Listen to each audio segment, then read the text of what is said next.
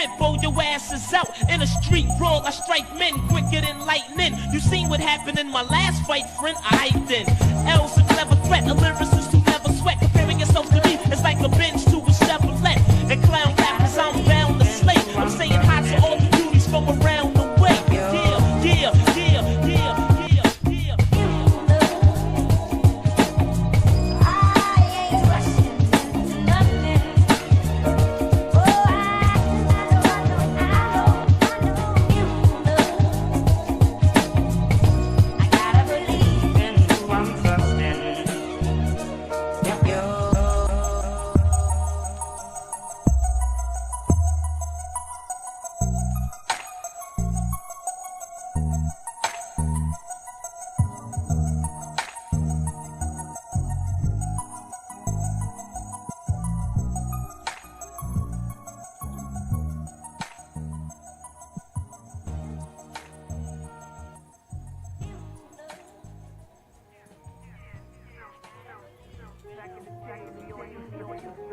Now shit is so whack, nobody to that real hip hop. Yo, ladies and gentlemen, get ready, here come Talib Kweli, and I'm banging on your eardrum.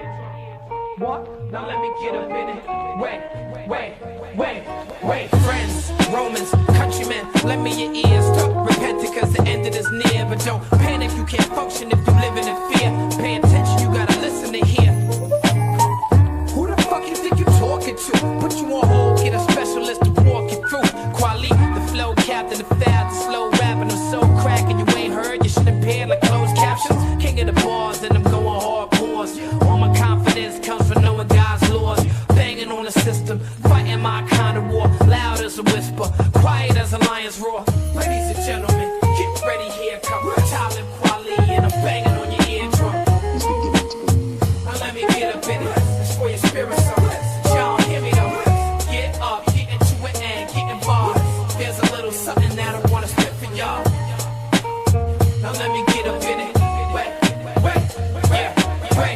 Get it now, get it fast, get it right, get it big, get it live, get it done, get it tight. But you don't really hear me though. I spit it clearly so it's live out your stereo. To your heart while it's beating in your chest. As you speaking to execs in the seat behind the desk. To your spirit, nothing wicked in the flesh. So while you try to keep it fresh, you getting deeper in the debt. Real hip-hop is missing from the shelf. Yup, it's what you felt when you listen to yourself. Only a few is making cuts, that's finished. So before you spend your heart on spinach. Ladies and gentlemen, get ready, here come Talib Kweli, and I'm banging on your eardrum. Now let me get up in it. It's for your spirit, so y'all hear me though. Get up, get into it and get involved. There's a little something that I wanna spit for y'all. Now let me get up in it. Wait. Yeah, rudder sounds coming out your speaker. I spit rounds like a 9mm. The youth today, they frown at the teachers. They ain't down with no leaders. They don't wanna wait just a minute. They like, what, nigga? Wait right there. I got Reservoir Dogs, you be missing the right ear.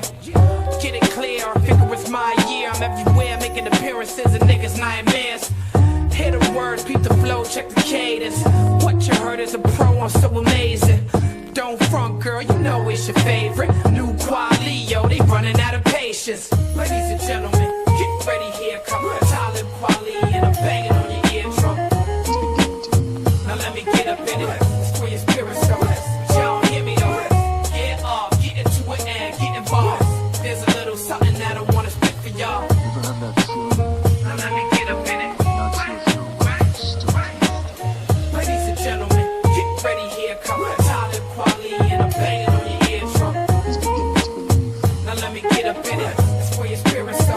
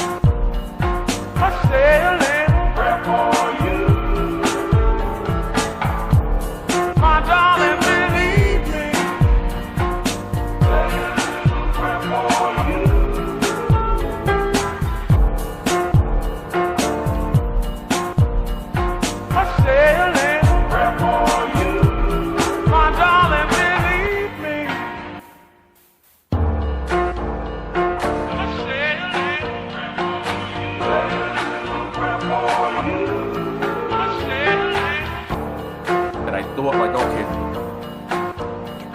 I say a little prayer for you.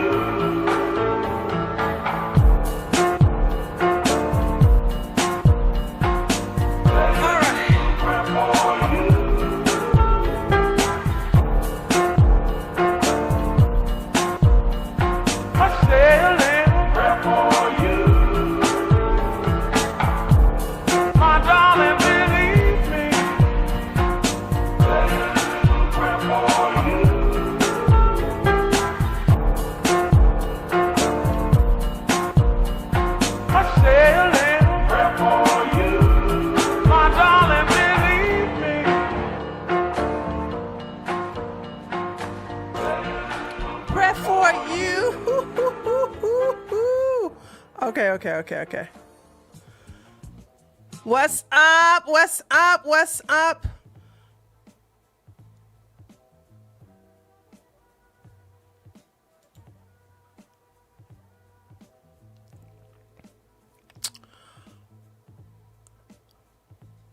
Let's see. Okay, there we go.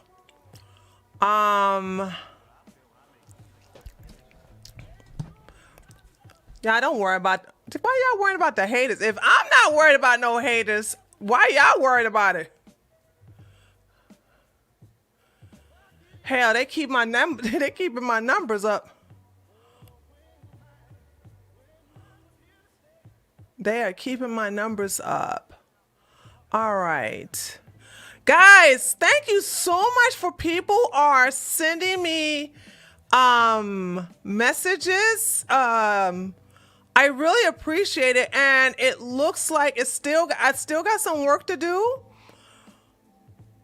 Oh, you wanted to ban someone? Well, wait till listen. The Dusties will come up in here, Revenia. Don't worry, sweetie. The Dusties will come up in here real soon. Talk my sound. Oh, you like white men? Yeah, you love the white man. Like, yep. I had some Dusty talk my sound. He comes on. These people are so thirsty and jealous. Like I never go over to anyone else's channel and go, oh, why won't you love me? Why don't you like me? These guys are so pressed. And it's like the video that I have, it seems to have done well. I'm surprised it has this many views for my size of my channel. It's a video and it says 8 places to find conservative men. And he comes in there. I took screenshots because it was one of the girls. No, it was a guy. It was a white guy. He was like, "Oh my God, Tree, you were not lying. These people love to be abused." I said, "Yeah, I told you. I told you these. I said there's no race more masochistic than the black race, honey. And you always can find them from the black community." You know what I'm saying? I would have had them as submissive customers if they could afford it. They too broke. You know what I'm saying? $300 to get your ass beat. That's an elite taste. Anyway, what was I saying? I was making a point. Okay, I think I remember. So I was talking about the more you abuse them, the more they come to you. So he said he came onto the channel, and in the comment section it says, you can also find a conservative man at the Klan rallies. Yep. And you know me. I'm like, ooh, really? Oh my gosh. Do you think these will be the Derek Chauvin? By the way, Officer Derek Chauvin was a hero. I would like to thank him for his services. And I was like, if I could find one at the Klan rally, hell, let me know when the next one gonna come up. I need to practice how to do them nooses. He was getting so bad. It was like, dude, you can't shame me for not wanting trash like you, these dusty roaches, dude. It's like trying to shame me for not wanting to cover myself in horse dung. It is just the most amazing thing. But no, white men, Latino men, Hispanic men, Asians, even though I have just a sprinkle of Asians in here, none of them would allow themselves to be treated like this. Only black men. Only black men. Only black men come in there and they're like, just lay down and say, abuse me. This is why I said, leave these dusties from the BC alone, ladies. Just leave them alone, dude. Just leave them alone. Just leave them alone. I do, before we get into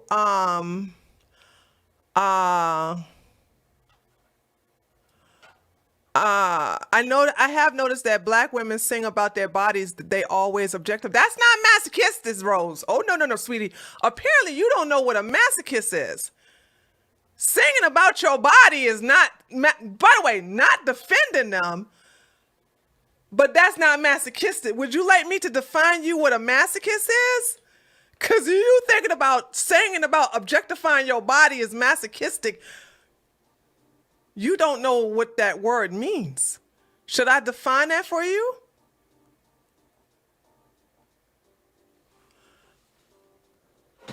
I have to go to the Poconos to find the cake.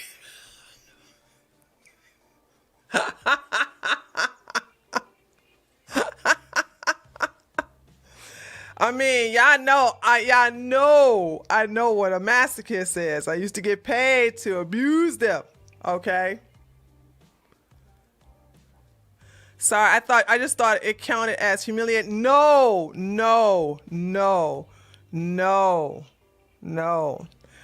A masochist is a person, can be a man or a woman, who enjoys pain. They enjoy pain. Now you have emotional masochist and you have physical masochist. Okay? Emotional masochists are those who like to be hurt. They like to get with particular men or women, and they know that these men and women are going to drag them, use them, basically neglect them, do all kinds of mental abuse to them. Okay, talk down on them, verbally berate them in front of people, if not in their own presence of their children or by themselves. And they love it. They think that this is a way, and this is what I'm saying about these dusties from the BC. They equate, because their mothers do this to them all the time, they think that this is what love is. And it's not. See, a lot of these men and women, you know what I'm saying? Because it ain't just men doing this. You have some women doing it too. You know, they sign themselves up to be humiliated in a way that hurts them. But when these women, they're not humiliating themselves by singing. They think they are sexually liberating themselves. Cardi B does not in any way feel that she is humiliating herself. Not at all. She considers that sexual liberation. But you have some men and women who come to a certain people. Like, somebody was trying to clown me, but in a way he wasn't lying. He says that the way I talk to him is no different than the way Kevin Samuels talked to black women. And I said, there is a difference. I let you people know I'm not on your team. I let you know I'm your enemy. I let you know I have no love for you. And I let you know I hate you and to stay away from me. I don't say, hey, you know, black man, come on over and call me up so I can drag you. I don't say that. So when I tell you to stay away from me and you come anyway, like a moth to the flame, you get what you deserve. You get what you deserve.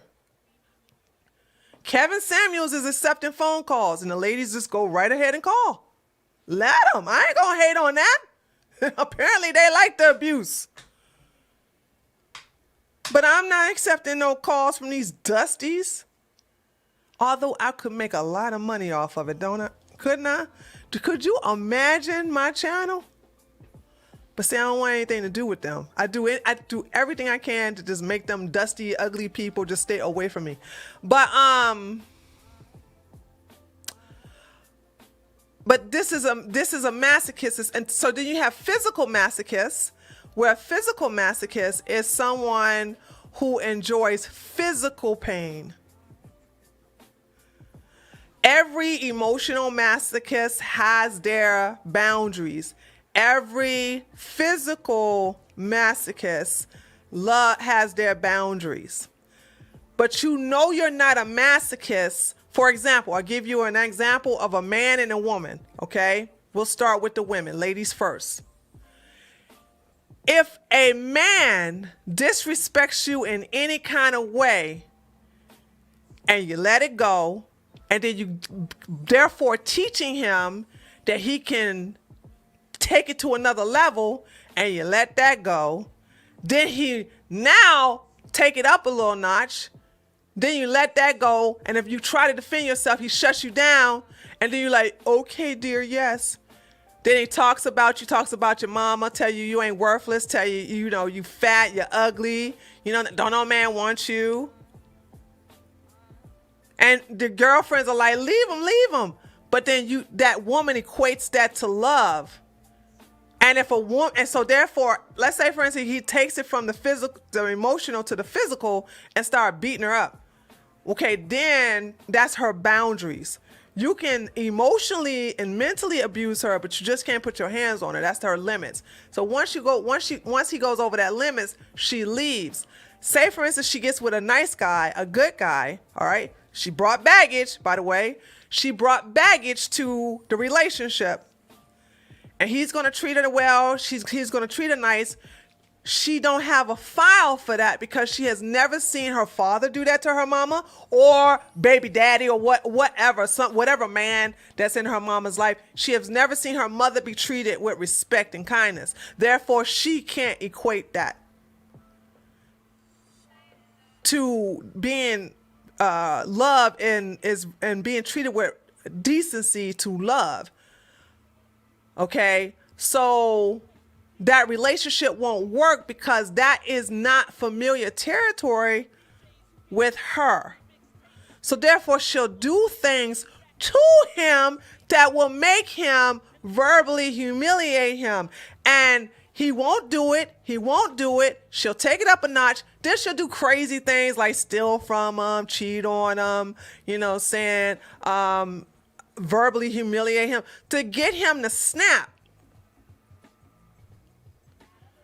Then she has crossed his boundaries, and then he leaves, and he go into the manosphere telling himself, these women ain't shit, these women ain't shit. I need to pump it down. When the dumbass could have left her alone when he saw that she came from an abusive relationship without getting any counseling. So that's what you get for being Captain Save-A-Ho, okay? So then let's take it to a man abusing a woman. No, I guess I gave both examples. Yeah, never mind. I gave both examples of masochists. So here is someone who's not a masochist. Okay? If any man disrespects me in any kind of way, I check him immediately. There is no, I'm going to let it go. What did I tell y'all when out a long time ago when they used to have Freaknik in Atlanta? For those of you who don't know what Freaknik is, it's a big old party they used to have in Atlanta. And you just get in your car and, party and dance and drink and this, that, and the other. Well, honey,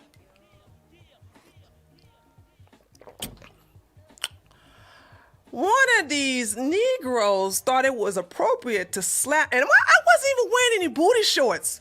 This is the biggest thing was, I wasn't wearing any booty shorts, no spandex, no biker shorts, no nothing. I was just wearing jeans. And he slapped me on my butt. I turned around and slapped him in his face. And I stood back and got ready to fight because I was taught that when you hit a man, even though I did it in self-defense, get ready to fight. I never took this mentality of, because I never put my hands on a man. The only times I put my hand on a man is you put your hands on me first. Every time. I never laid my hands on a man unless you touch me first. And if you violate me in any kind of way, I am going to come with you with some thio. That's one of the things I do appreciate being tall and strong for, right? So I slapped him in his face and I got in a fighting stance. And I guess he was so shocked that I did it so hard. Because he did ball his fist up, but he didn't hit me. And I said, don't you ever touch my ass again, you bitch ass. Don't you ever. I just start cussing his ass and then separate us. We go about our way. They go his way. See, that's how you teach men, savages, that you're not a masochist, that you don't get disrespected. You don't hit me. I don't even know this person. But I can't tell you the gazillion of women down there that allowed that and enjoyed it. So they don't understand that, oh yeah, okay, so you was able to successfully slap 8 girls on the butt and they don't do nothing. But you pick on the one that's 6'3" and thought that you was gonna try her? Jokes. So if you love yourself, I'm gonna say this and we're gonna get into class, okay? Ladies and gentlemen, if you love yourself, listen to me. If you respect yourself, this goes to you men most of all. You will never let a woman, and for you women, you will never let a man disrespect you in any kind of way. Online, offline, through email, I don't care what it is. When you allow someone to disrespect you, not only does the person disrespect you, have no regards for who you are as a human being, but the people who are watching don't either. When I see men disrespect a woman and y'all accuse me of being cold-hearted, I don't care. You teach men how to treat you, and women you teach, and men you teach women how to treat you. So if you allow a woman to talk down upon you, to loud talk you, to cuss you out, call you out your name, you sit there and take it, you a pussy, you a bitch.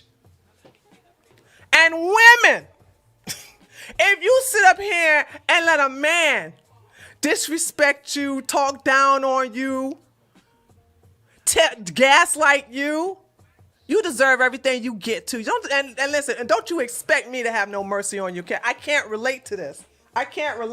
Sorry. Have some self-dignity, some self-respect, but most of all, find some self-worth. And you will not allow people to treat you this way. So when you see me drag these dusty black men in my comment section, understand, don't feel sorry for them.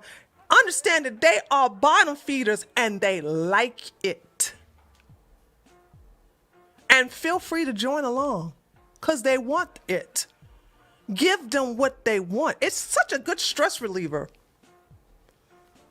It is. It's a very good stress reliever when a man comes to you and say, okay, you can cuss me out. I'm going to be your simp. I'm very thirsty. Okay, no problem, simp. And they'll just let you talk to them any kind of way. Okay. All right. So we have some great. They have to pay me first. I know that's Revenia. You know what though? If you ladies, I'm gonna tell y'all something. If you ladies are naturally dominant, if you're naturally alpha, I'm telling you, domination is a huge money maker right now. No sex, no nudity, and they can't even touch you without your permission. And all you got to do is treat them the way they want. Everybody has a different fetish. Like some want to be just verbally humiliated. Some wants to be physically, abused, whatever. You know what I'm saying? First of all, get some training so you don't put them in the hospital. $300 an hour. But you have to be dominant. If you're submissive, if you're a switch, if you're, gentle, that's not the job for you. But if I'm just talking to my alpha women, if you want some real money, some real easy money, like I said, you ain't got to take off no clothes. There's no sex. Like I said, they can't touch you except to kiss your feet or your butt. I'm telling you, they need real alpha women. I don't do it anymore. I guess you could say I exorcise the demons. I don't feel the need to do it anymore. It's just not something I take pleasure in anymore. I wish I could become alpha, but I don't know if that's something you can learn. No, it has to be in your nature. And these men know the difference. You know what I'm saying? They know women who are pretending to be dominant and alpha, and they know the ones who are really out, because they'll all test you. Every last one of them will test you. They have to. Because they're not going to surrender themselves to someone that they can top from the bottom. They have to know that you are indeed that alpha bitch they want to submit to. So anyway, let us get into some questions here. I have one question from a guy, and I said I would answer it. It's not a relationship. Excuse me. It's not a relationship question. Okay? It's not a relationship question. It's just it's a conservative question. Okay?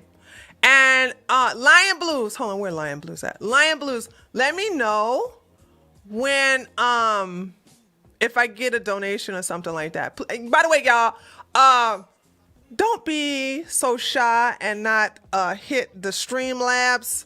I appreciate the super chats, but the Streamlabs is, it's great. And if it is under, it depends on the amount. I may play it, but if it has the copyright music, I'm not going to be able to play it. Okay. All right. So let's get down to it, because I got a lot today. All right. And I'm not going to say names this time. All right. Unless they say their names in the message. All right. First one is from a male tater. So he says, I'm not a lady tater, but I thought maybe they'd also like your perspective on this. Do you have any advice on job hunting?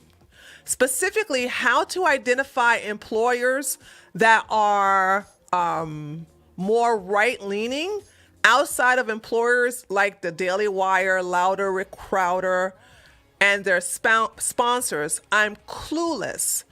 Thank you for your content. I look forward to your streams throughout the week. Have a wonderful weekend. Okay. Two things here. Location is always the key. If you are not located in a red area, it's just going to be really hard to find. Also, when I read this, my thought was, so you don't have a specialty that you can do? You just want to work for the sake of working? If that's the case, you need to be your own boss. Because normally when somebody want to work for somebody, you have to be a specialist in something. Are you a journalist? Are you an investigator? Are you a commentator? Are you a researcher? Are you good with editing? Are you good with audio equipment? I mean, you're just an empty vessel, and you just like, I just want to work to be working. Get your own thing. Cause I could see if you was like, yo, I'm a journalist. How do I find a right-leaning business like Breitbart and the Daily Wire, blah, blah, blah. It sounds like you don't have any specialties, but here's the deal.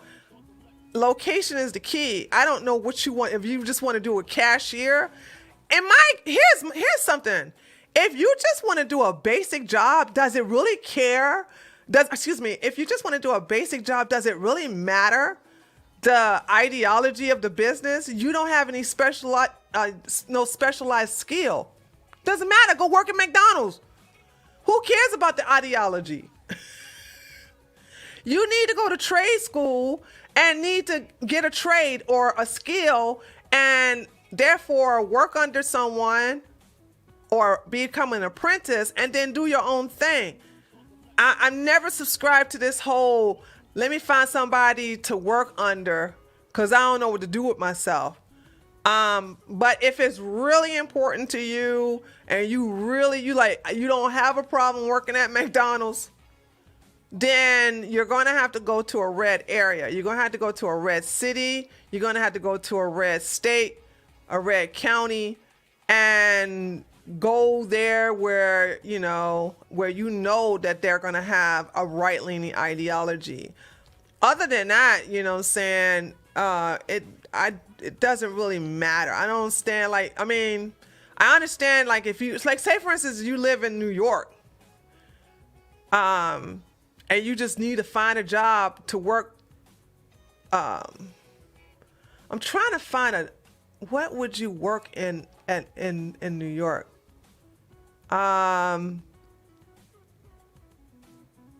Let's say sanitation. Does political ideology really matter?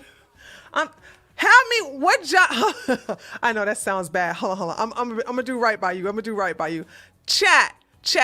What job, if you don't have any skill, could you just?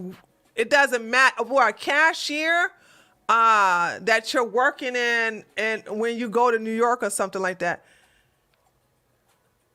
He's not a software engineer though. You know what I'm saying? That's what I'm saying. Like when you come to me, he has no skill. If he had a skill, he would have said so. Sales or retail? No, that's not for everybody. A lot of people suck at sales. Construction, yeah. You could be a construction worker. You know what I'm saying? There you go. And that doesn't matter about your ideology. Uber driver, good point. Yeah. Okay, there we go. There you go. Who said that? Roy. Roy gave a good one. And so did Lion Blues. You could be an Uber driver or a delivery person. Get your CDL or some kind of special license to drive those kind of trucks. Or Uber driver, you have your own car. Then you make your own money and you're working for Uber. I think you can work for Uber and Lyft at the same time. So then be that, and you don't even have to worry about an ideology. There, that takes care of that. But yeah, I mean you have to have some kind of skill if you want to be specific. And I highly suggest you look at the various trades that you can specialize in. See the one that you see yourself working for the next 20 to 30 years or 50 years, and then learn that trade and then become your own business owner. Okay, so here we go. So that's that. All right, here's this. So there's that. Here's the second one.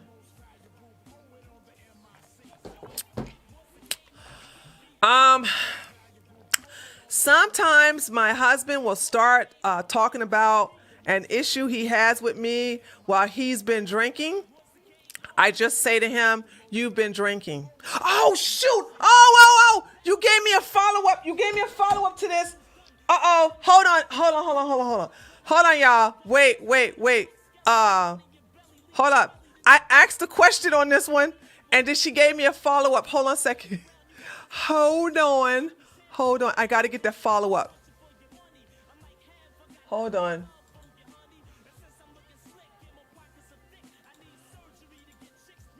Sorry. I got to follow up on this one. All right, let me read the follow up.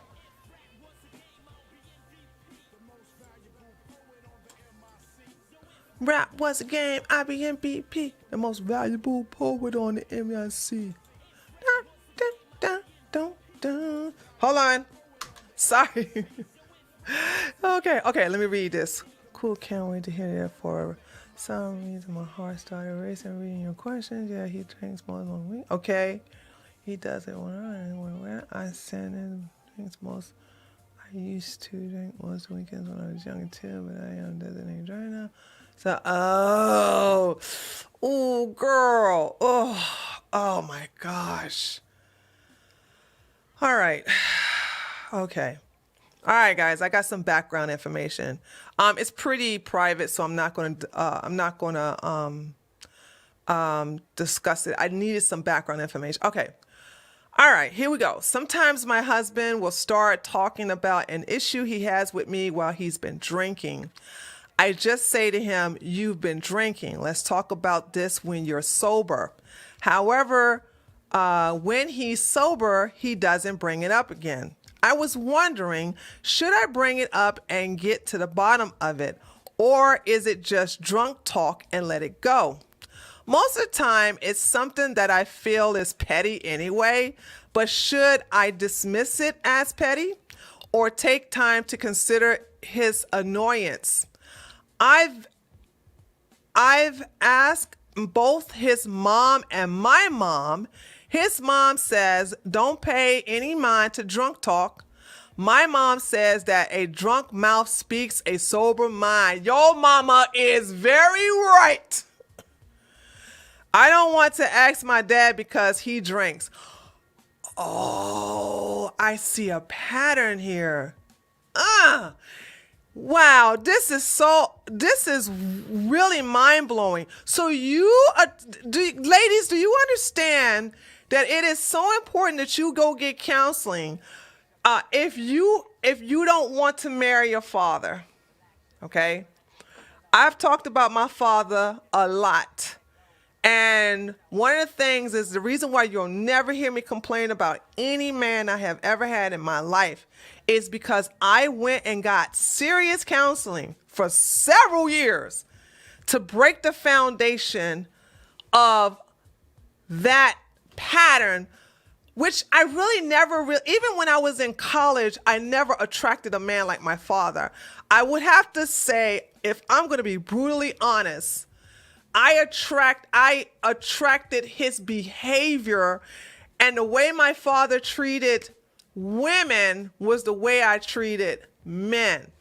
Now, I broke that cycle by going to counseling, and therefore I don't attract the type of women don't attract the type of men, bitch-made men, that will let me do to them what my father did to women. Did that make sense? Hold on, let me sure. Did that make sense? My father was I guess you could say player, but he was a womanizer. And I watched his game. I watched the way he talked to them, the way he acted around them. I watched the way he behaved. And I picked up that behavior as a female and did to men what he did to women.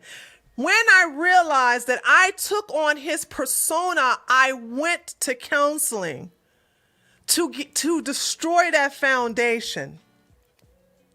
Because if you don't, you will attract that which is your mother if you are a man, or you will attract that which is your father if you are a woman. Okay?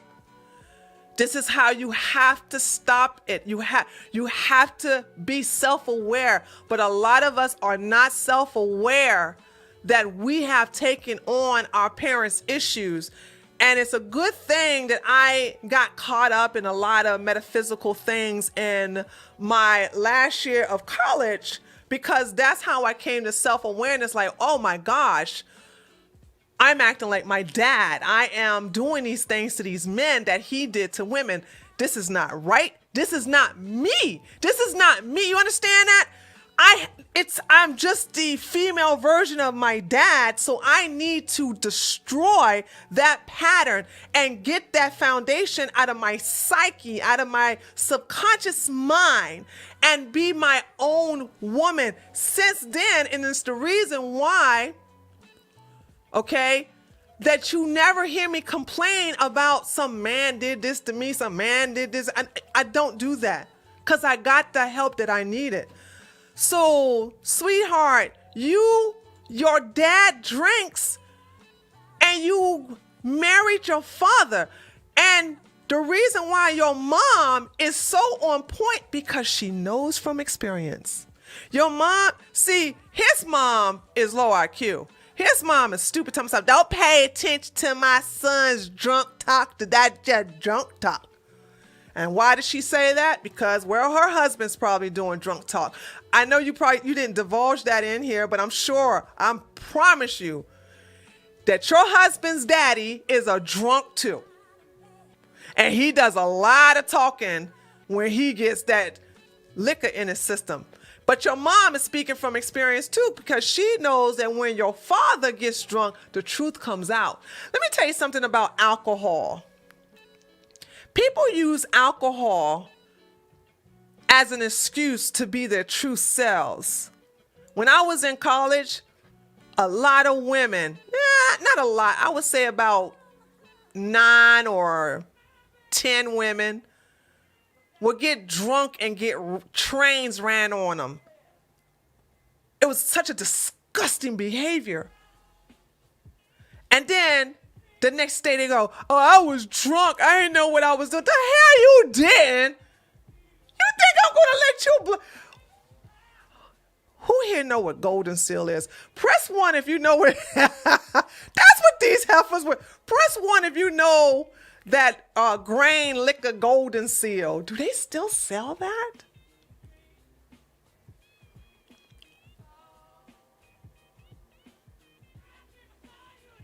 Wow, none of y'all know this. Okay. Golden Seal is, I think, 150 proof grain alcohol. It sneaks up. Wow, none of y'all know what golden. Did I say Golden Seal? Hold on a second. I'm sorry. I'm sorry. I said it wrong. Hold on. 150 proof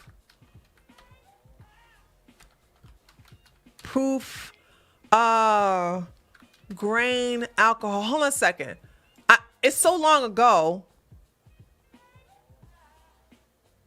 Hold on, guys. I'm sorry. I'm saying the name wrong. Everclear. I was totally wrong. I was so off. Everclear. Where did I get Golden Seal from?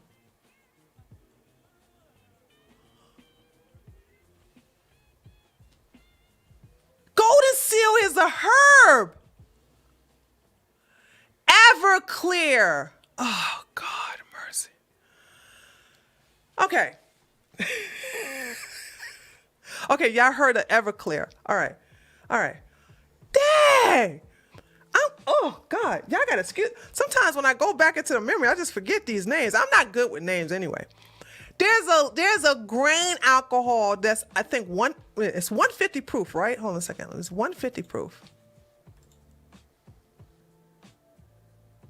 This is what it looks like. Hold on a second. This is what it looks like. Grain alcohol, Everclear. All right. So these women, now the reason why they will use the grain alcohol is because what we used to do in college is you put Kool-Aid, always red flavor, and Everclear and vodka, just a little bit, in a big container, and then you put a lot of fruit in there, like a lot of fruit. Lot of fruit. and you let the fruit soak up the Everclear, and you get drunk off of eating the fruit. I kid you not. This stuff is very powerful, and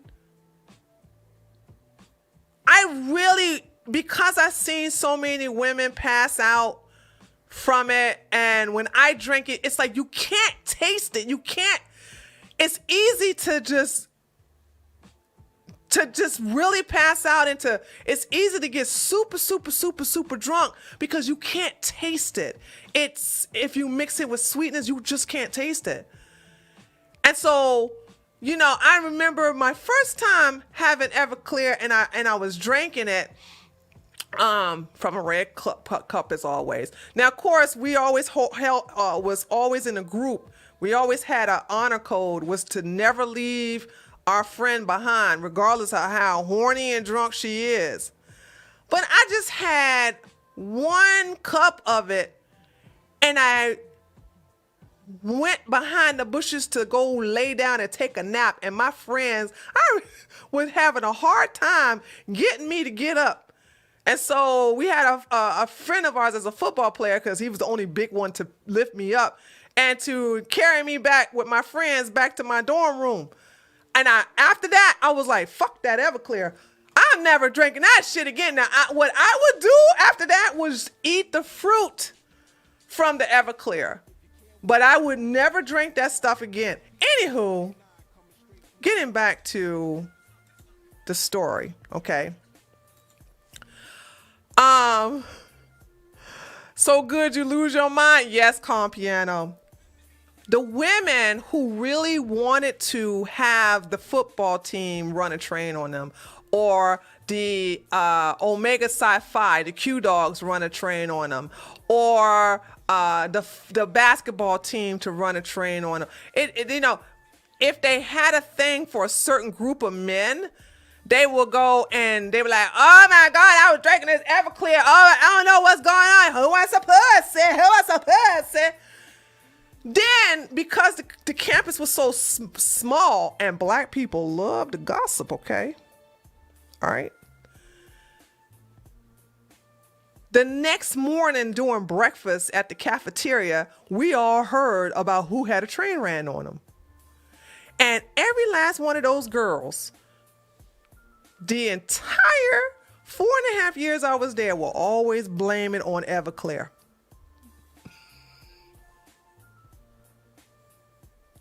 So why did I say all that? What I'm saying is that people want to do foreboding things. And what they do is they use alcohol as an excuse to say what they really mean, to do what they really want, so that they don't have any accountability afterwards. Oh, I didn't know what I was saying. I was drunk. Oh, I had sex with you and your roommate at the same time. Oh, I was drunk. You wanted it. You meant to say it. So, your mom is right. Okay? A drunk mouth speaks a sober mind. Absolutely. So let's go back to your questions here. Sometimes my husband starts to talking issues and he's been drinking. I just say to him, you've been drinking. Let's talk about it when you're sober. However, when he's sober, he doesn't bring it up again. Well, it's not up for him to bring it up again. It's up to you. Y'all need counseling, girlfriend. I highly suggest you and him go to a marriage counselor ASAP, because there's something about you that makes him mad. And you know what I notice about men like this? They're cowards. And they only use liquor to really tell you what they want to tell you, because they don't have the spine to do it sober. So he needs to be in a safe environment where he can tell either you or a therapist what's really on his mind, and stop hiding behind liquor. He feels that you have done something, or said something and he is holding on to this grudge because he keeps saying it over and over again, obviously it is important. And for you to let it go is not what I recommend. Absolutely not. You have a problem in your marriage, girlfriend. You need to take care of it. This is an issue. You shouldn't even gone to your mama and his mama. You should have made an appointment, and I highly suggest you do that right now. Make an appointment with a therapist. Because now we have a generational issue here. He is his father. And you attracted this for some reason. There's a lot of hurt here, and you two need to heal together. And maybe, and listen, I'm going to tell you something. When you all go into this counseling, you need to let him know that you will never use anything he says in the session against him in the future. Women are famous for doing that. But you have some effeminate men do that too now, I notice. And you need to say that this is a time for healing and we're going to go with a clean slate, but we need to expose all our wounds and take it off layer after layer after layer like an onion until we get to the core of the hurt. And that's when you can start the healing. So right now, he doesn't feel it is safe for him to say what he got to say for whatever reason. And the only way he can say it is when he is liquored up. That's bad. That's bad. Because I told you, ladies, that your husbands are supposed to be your best friend. And your best friend shouldn't have to get liquored up to tell you what he has a problem with you, what he has a problem.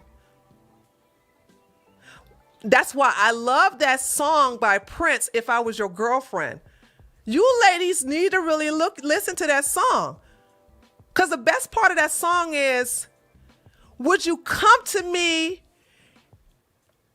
if I hurt you as your man? Would you come to me as your girlfriend if I hurt you as your man? That is a best friend. That is a best friend. You say, listen, you're my best friend. I need to tell you something you said that hurt my feelings. I need to tell you something. But y'all don't open your mouths. You don't open your mouths. Women keep that shit buried in, and then you do passive aggressive shit. And then men like this are too cowards, so he got to get liquored up. Or say it when he's really angry. Cowardice. Both of you. And I'm not talking to you, girlfriend. I'm talking about women, period. You know, women and men who do this stuff. You don't know how to use your words because you're too afraid or you're just too spineless. Okay? I hate passive aggressiveness. I hate it in men more than I hate it in women because that's a woman's nature to be passive aggressive, which I don't like. I'm never passive aggressive. Never. So, yeah, you're just going to... he is hurt. He is coming from hurt. And his drinking is a problem. He's drinking every weekend. Every weekend. Every weekend. So now there's an escapism. Because anytime you got to get drunk every weekend, that is your form of peace. Excuse me, not your form, his form. He is finding some form of peace by getting drunk. The same way people find some form of peace of getting high. It is that familiar zone of safety, of safeness. This is where he can let down his guard and be his true self behind the facade of drunkenness. Or in some people's cases, getting high. So that has to be addressed. Why does he have to use that vice? What is he trying to escape from to get drunk every weekend? There's a lot of issues here. So not only do you two need counseling as a couple, but you need individual counseling individually. I mean, with your own therapist, and he does too. But you know what? He seems to be in more pain than you. So I would highly suggest that he get the prior. If money is an issue, he's top priority over you. You seem to be more stronger than he is because he's using alcohol to mask the pain. That's the way he is coping with whatever he's dealing with. And he has to really deal with what's going on in his head. So that's my suggestion. Both of you go get counseling. Both of you need individual counseling, but he needs it more than you. And it seems like there's a lot of pain there that he is dealing with, and he's not happy with you, girlfriend. He's just not. Something you did, he took seriously, and he took offense to it, or it hurt. No, it is not. It did hurt him. It hurt him. And anytime you speak, he's got to speak. The only time he talks to you about it is when he gets drunk. Then when he's sober, he's quiet. He's cooked. He is. Because anytime he doesn't feel safe to say it sober, he's cooked. Why is he cooked? Why?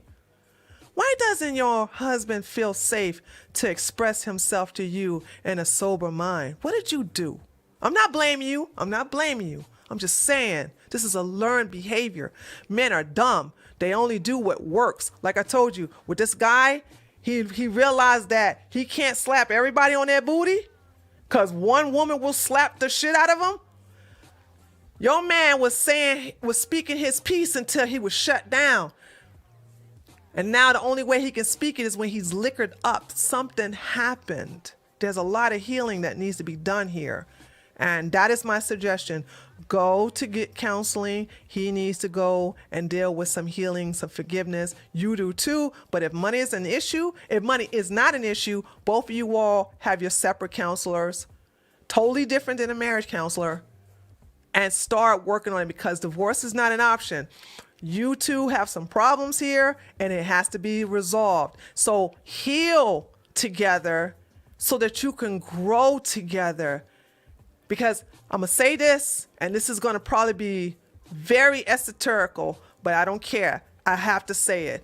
If he does not take care of those anger issues now by doing all this drinking, all that anger is going to turn into some type of disease. Like cirrhosis of the liver or liver cancer or whatever.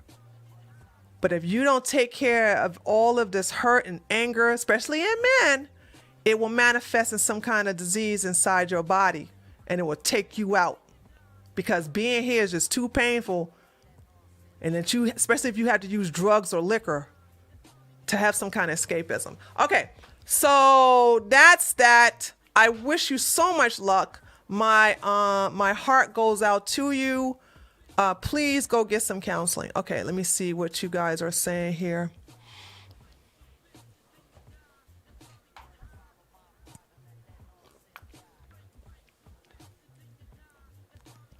Yes, Compiano. Yes, something is eating away at him. Something is eating away at him big time. This is a cry for help. And she's the wife. This is a way to help heal her husband. That's what we do here. Okay? That's what we do here. We're not. This is why I'm telling you, men, that's why I have no respect for you men and part of the manosphere red pill community. All y'all do is bitch and moan and complain, but you don't even come up with any solutions. Except for pump and dump. As if y'all could get women to do that unless they are big old beast, ugly, greasy looking women, manly looking women. But this is where we're coming from. We're talking about ways of healing here. And like I told you, ladies, there is no divorce. There's no divorce. Notice I never even mentioned that because that's not what we do here as traditionalists. So you better get it right the first time. And if you make a mistake, well, heal him. Help him, help you all. In regards to my friend, mentor, I now discover he hooked up with someone 20 years older than him, and he got the clap. He's standing. I told you, Mark. Am I good or what? Am I good or what? Am I good or what? I told Mark, both those of you who don't know, Mark was wondering if he should take this friend from mentor to boyfriend. And he said he has an OnlyFans where he had an orgy with some 20 men. I was like, ew. I said, no, why would you want that in your life? I said, this guy got some issues. I said, he's nasty. And look, he's coming back here to tell me I'm right. Trust me now. I know people. I know them. Okay, let's go to the next question here. No, he's not him, his ex. Okay, but it doesn't matter. You don't need this man in your life. And for him to be in your radar, Rose said his poor butthole.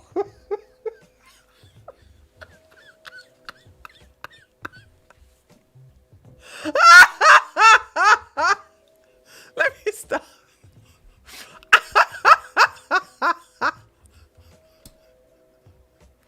All right, let me go. Let's go to the next question. Let's go to the next question. Okay. Okay. Here's another one. So my husband and I have been married for over 3 years. I'm 25 and he's 27, and have dated for a year before he asked me to marry him. I love him so much. He's so sweet and funny, and he's absolutely my best friend. Well, that's good. Last year, I had our first child, and I gained a lot of weight, 85 pounds to be precise. I went from being slim to being very overweight. I was so self-conscious about it, and I was constantly asking him if it bothered him, if he was still attracted to me with all this weight. This sweet man never wavered and always assured me that I was beautiful at any size.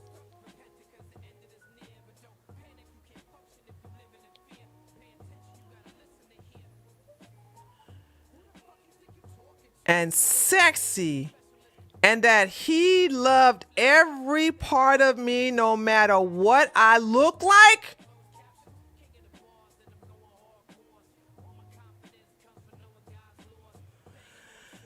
Since our daughter was born 7 months ago, I've lost 65 pounds. That's good. And am still working on the rest of it. When we met, I remember this. When we met, he was in great shape. He was trim and toned with the best arms and abs I ever seen. I was insanely attracted to him right away. When we got married, he started relaxing on some of his habits. He stopped going to the gym. He ate out more. Started eating a lot of junk food instead of his regular diet. And he just stopped taking care of himself in general. I assumed that was the normal settling down part of the relationship and that it was just a phase. But it never stopped. He gained a whopping 125 pounds over the past 3 years. Lord have mercy. Woo! Oh! And these men talk about women gaining weight and getting fat.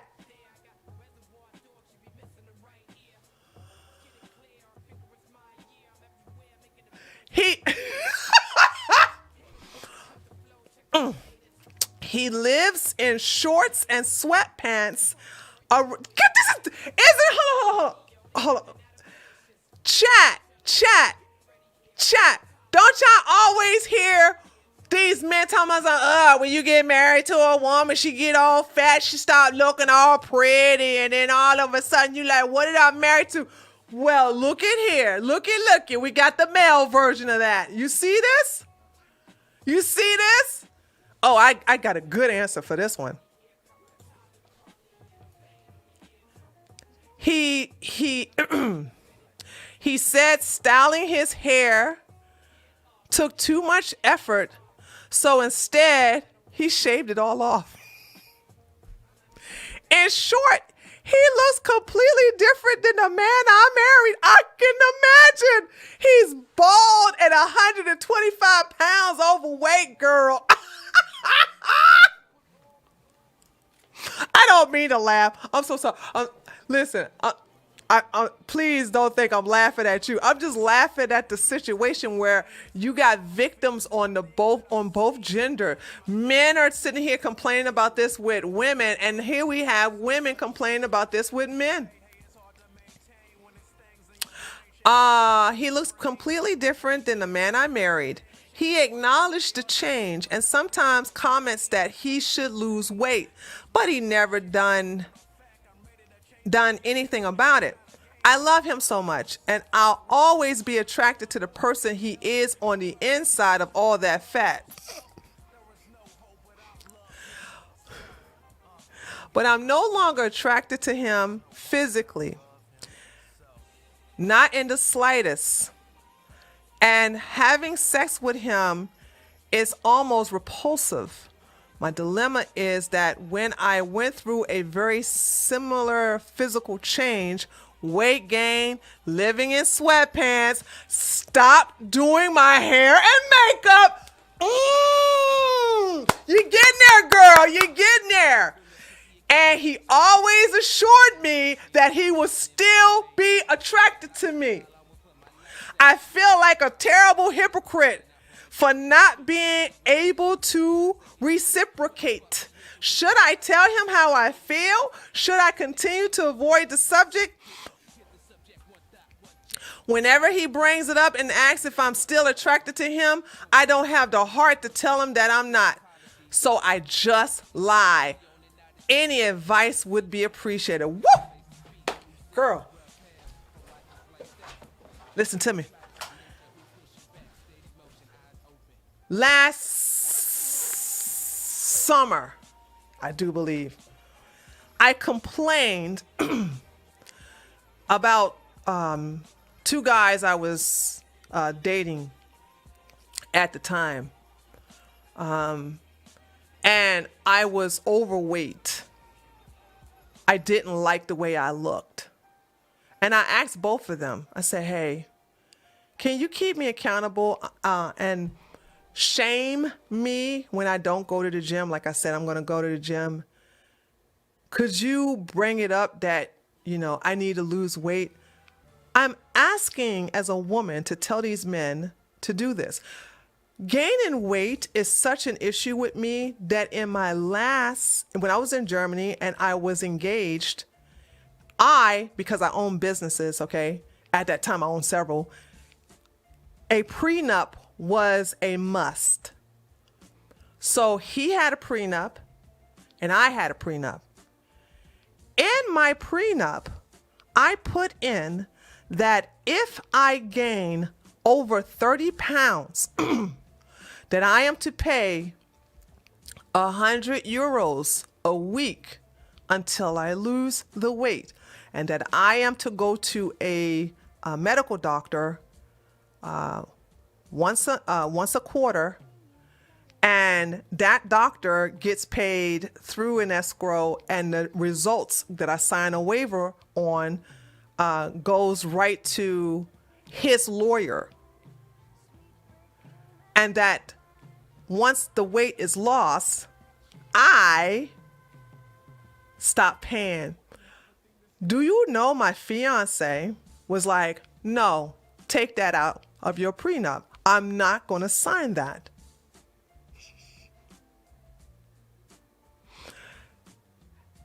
And fast forward to last summer, 2 men I asked to keep me accountable for gaining weight was like, no, I think that's bad. I don't want to shame you. I love you the way you are, blah, blah, blah. There's any other. I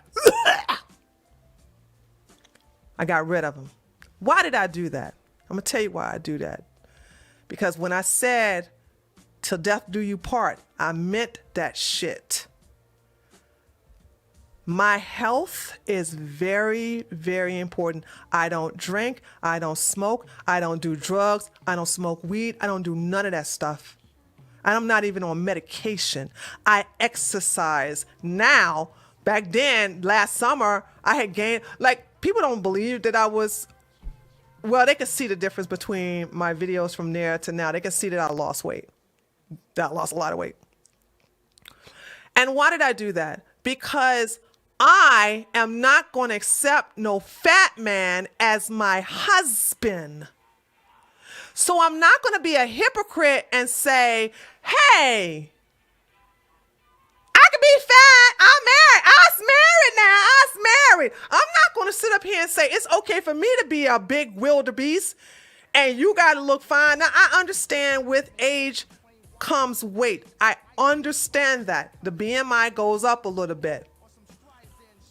But I don't deal with that because if I don't accept the same thing in me, I'm not going to accept the same thing in my king. You did that with him.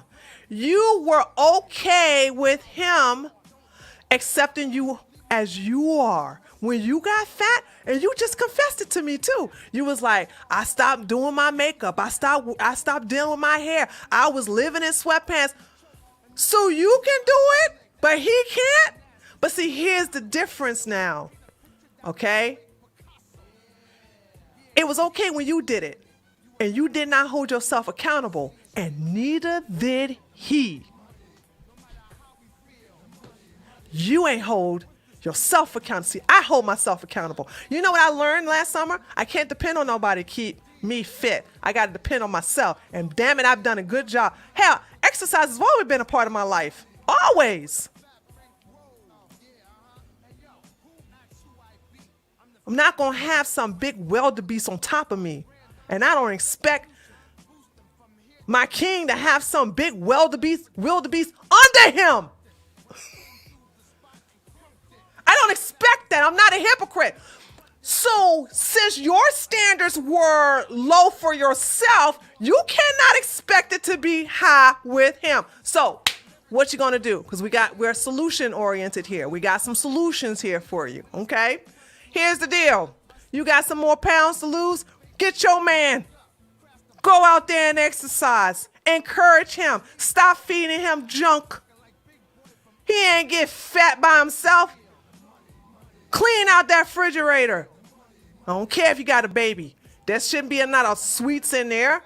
That's one thing you guys have bad habits and you give it to your children. And then you want to know why they got diabetes at the age of 3 years old. Shut up, girl, please. Take some accountability. Go and work out together. Go and put the baby in a stroller with wheels on it and y'all go power walk. Make it an effort. Have a chart where you're losing weight and reward him with the best sex for every 10 pounds he comes down. I mean, you have to incentivize them. I don't mean to be disrespectful to men, but they're like dogs. You got to pat them on their head and say, good boy, when they do something good. And when they do something bad, you go, bad doggy, black doggy. So when it comes to treats, your treat is your cookies. So the thing about it is that you stop having sex with your man. So now he's sex deprived. So now he has a motivator here. Encourage him, make the environment friendly, and then tell him, when he lose weight, be sincere about it, okay? Because you want to encourage him like, oh, damn, baby. Ooh, you is getting back. Oh, my God, my husband's coming back. And then get on your knees and suck his dick till he damn just explode. Reward him for his effort. And he will be that which he was when you married him.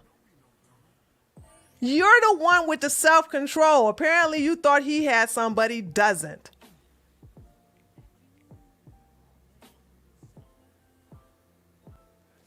Make the home full of treats, and you guys have one day where you get a cheat meal or a cheat day. But for him, I will say a cheat meal because he's obese, okay? So you and him have a cheat meal, anything you want for that meal, and then you go back eating properly. I highly suggest, and this is coming from a vegan, by the way. This is a vegan telling you this. Get on a keto diet. You want your man to really lose some weight while you're exercising? He get on that keto diet, he's going to lose that weight like butter. It's going to melt off like butter. And reward him, encourage him, admire him, compliment him, and this will keep him doing what he's doing. But here's the deal, girlfriend. You need to stay true to your word as well. You need to stay true to yourself, and don't ever, once you lose the rest of these pounds, don't you ever get fatted like that again. Okay? Pregnancy is no excuse for being obese. So I don't like the hypocrisy here where you are he's accepting. And that's another thing too. I don't want no man to say, I love you the way you are. I don't know. Maybe I'm crazy. I think it's stupid. I think it's superficial, because if I'm 400 pounds, should I expect my king to still love me as I am and to think that that's sexy? Really? Because guess what? I'm not going to find him sexy at no 400 pounds, overweight. Ugh.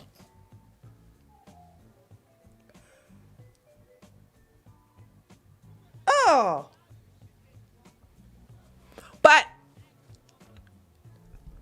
if you are overweight and you don't have no chance, which is not the case. I just want to say this.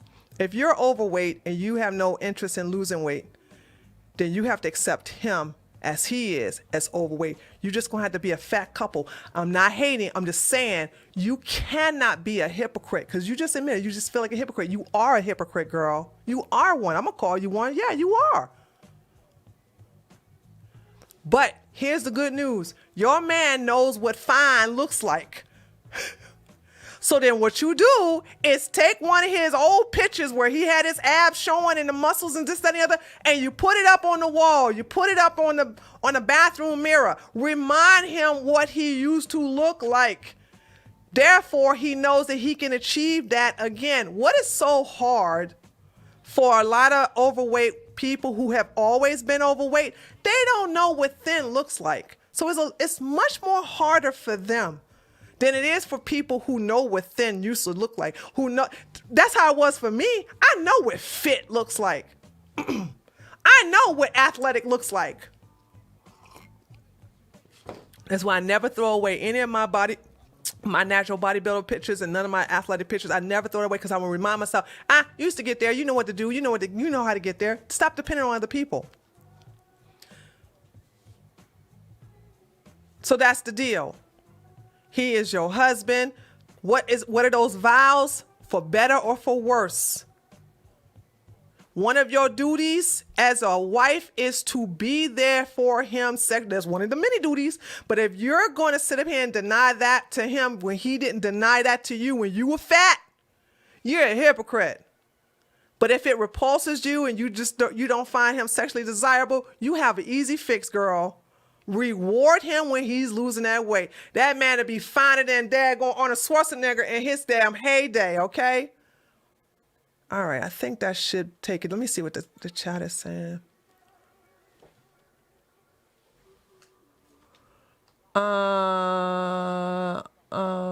Fat acceptance isn't sexy. That's right.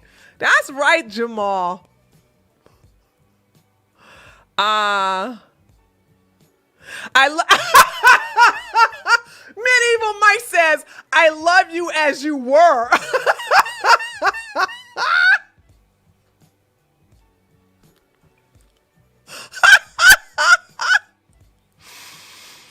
Dorothy says, I told my husband he was too heavy to be on top of me. He did get on the keto and has lost 20 pounds that he gained. Tree, you are spying on me. No, listen, I'm a listen. Health and fitness was one of my specialties in the past, honey. I have wore many hats, and you will never hear a vegan tell you get on the keto diet. You'll never hear a vegan say that to you. But I know, as a natural nutritionist, I know as a personal trainer that men respond. First of all, women and men respond to a keto diet, but it's something about men. They respond to that shit like it makes you jealous how quickly their body responds to that. Maybe it's that testosterone. I don't know what it is, but they respond to it so fast and they'll lose it quickly.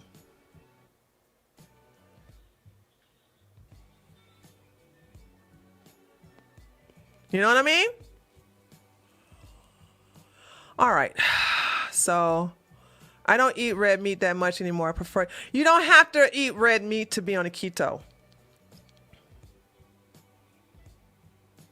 You can do with poultry and fish, lamb, rabbit, deer. You don't have to eat red meat. I'm not a red meat advocate, actually.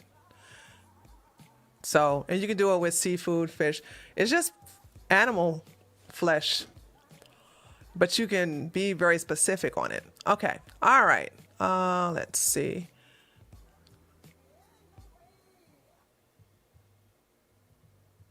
Yeah. Power walking. I'm too tall to do this running. And these girls prevent me from doing heavy jogging. So I just power walk. Excuse me. I power walk. I do nothing but power walk. You know what I'm saying? Tree, I understand you drop them because if they're not going to shame you when you're fat, they're likely not going to hold you accountable for other things. Yup. And then they're not going to be accountable for other things either. It goes both ways. If you don't hold me accountable for things that you know I know is bad, then they're not going to allow me to hold them accountable either. Okay. All right. Let's go to the next question here. All right. My boyfriend and I have been in a relationship for 8 months. I am getting tired of him making empty promises to me. In the beginning of our relationship, he says he would take me to Miami, but he went alone without me. He told me he would take me snowboarding with his family, but he ended up going without me. The most recent broken promise was when he said that he would take me on an exclusive vacation to Cancun. A week before leaving, he said that his best friend, Rob, is so depressed after losing his father to cancer and decided to take him instead of me to lift his spirits. I finally had enough and called him out on his actions by listing the promises he has broken to me. His excuse was that he didn't want to bring me to Miami because of COVID and how it was too early to meet his parents during a winter vacation. I accepted his excuses and thought he would get better as our relationship grew older. Now I realize I was wrong. Last month, he asked if I wanted to go to Miami again, but this time with him and his family. I said yes, of course, and guess what? What, girl? He's gone without me. He never brought up bringing me along again. All he said was, I'm going to Florida next week with my family. I was so pissed. Then why ask me last month to go with you and your family? I'm getting very irritated. Really? You now just getting irritated? And I feel like I'm wasting my time with him. I know he loves me a lot, but he's literally all talk and no action. Should I end this? Now, by the way, I gave her an email follow-up, and I asked her, can I read this out loud? Okay. And she said yes. So I emailed her some follow-up questions, just two. I said, what are the consequences for him breaking his word with you? She said none. She would just let it go. And then I said, what makes you think he loves you? She said, because he tells me that every day.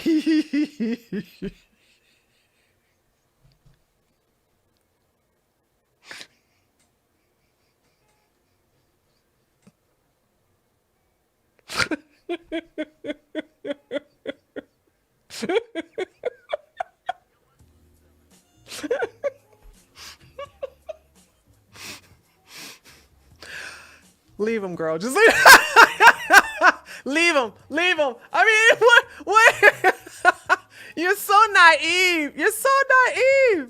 You're so naive. You're so gullible too. You know what I'm saying? And you just a doormat. Now, if you like being treated this way, stop complaining. But girl, you taught this man to treat you this way. So what you want? You taught him to do this to you. You have made this behavior acceptable, and then you're like, what should I do? You don't hold him accountable. You don't punish him. Okay, there's no consequences or repercussions for the things he's doing to you. So yeah, he is going to keep doing this to you. Now, if you like it, I love it. But if you don't like it, get out. And stop believing that just because somebody tell you they love you, but they don't show that they love you. Stop. Women are so gullible. Where's my chat? They are so gullible, aren't they? Baby, I love you. Oh, you love me. Oh, you don't treat me like you love me, but at least you say it. So since you say it, it must be true. Oh, he says he loves me, so that means it is true.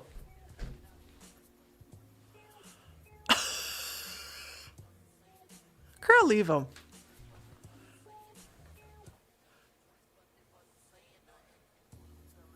Exactly, Samantha. Actions over words. And ladies, come on now. Y'all stop. See, that is a female thing. I can't relate to it. I mean, I am a woman, but I do have that masculine mentality, I have to admit. But I don't care about that words. If you don't show me you love me, I don't care if you tell it to me. So what? Look, women, and see, women, hold on. This is something you ladies need to stop doing, because now you are teaching men that this works. You see what I'm saying? You are teaching men that saying I love you works. Men only do what works. So he has taught her, anytime she want to hold me accountable of not taking her anymore. And by the way, did you get any receipts that his friend lost his daddy? Girl, he sound like a beard. He always promised to go somewhere with you, but then he goes with his family. And then next thing, he took a man over you. Girl, you a beard. He's your beard. Child, please. Your man is a homosexual.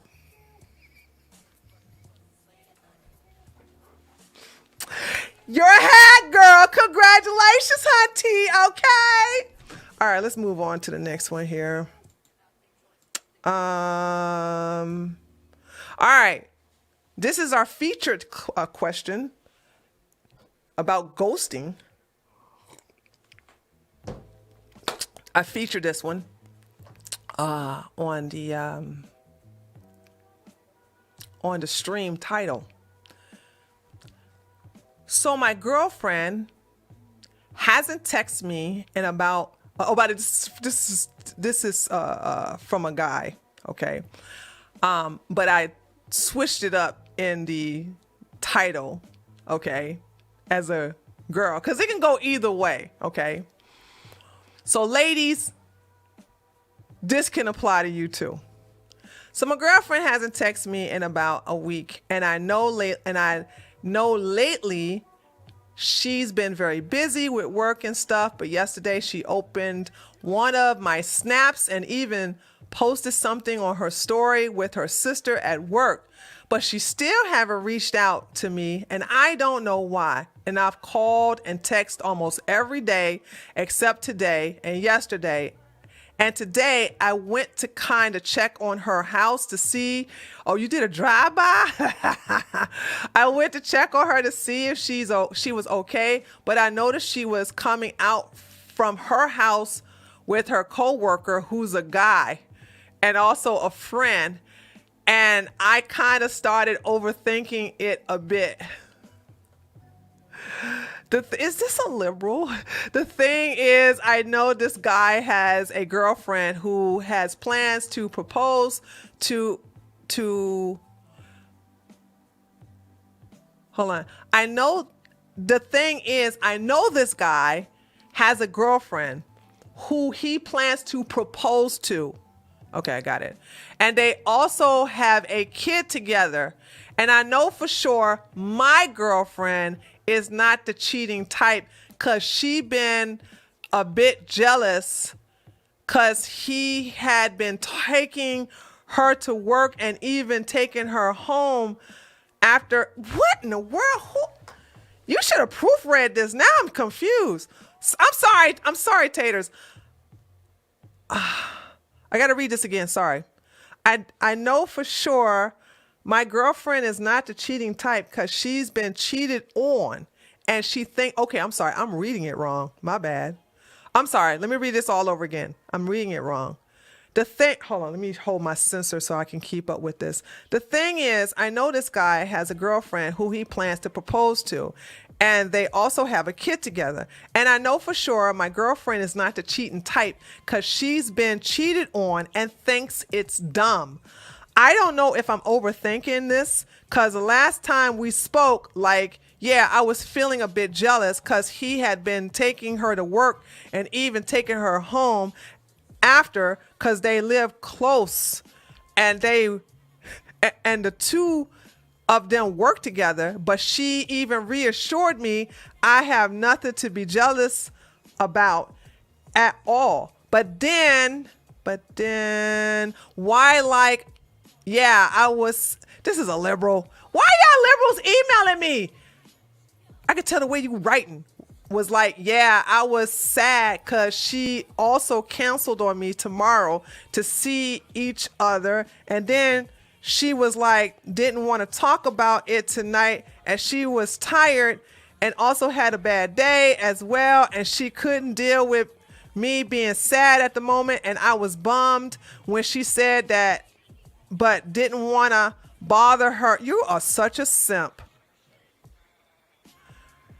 I didn't want to bother her, so I said, yeah, sure. And we said goodnight and love you to each other. All right.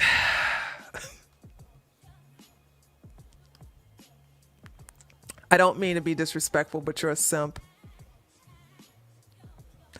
This girl is cheating on you, and you just listen. I'm just going to give you simp advice because that's your purpose in her life. You're going to get mad, and you're just going to allow her, keep believing that she and this guy are totally not fucking each other. Just they're totally not doing it. Be there for her when, he finally does get married, and because it's only a matter of time, when his fiance, soon to be wife, finds out, she's going to be left on her butt, and then she's going to run to you, and she needs you to dry her tears. She needs you to comfort her. You know what I'm saying? And then accept her apology, accept the things that she said she didn't know what she was doing. that, you're too good for her and that, she'll always love you and that just give her a second chance. And yeah, and then who knows, she may marry you and y'all can have some simp babies. The end. What y'all think, chat?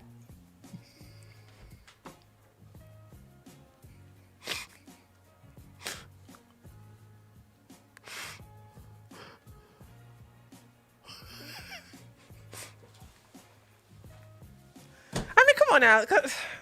These liberals, dude. What am I going to say that's going to make any difference? You know what I'm saying? There are men who see the obvious, but they don't care.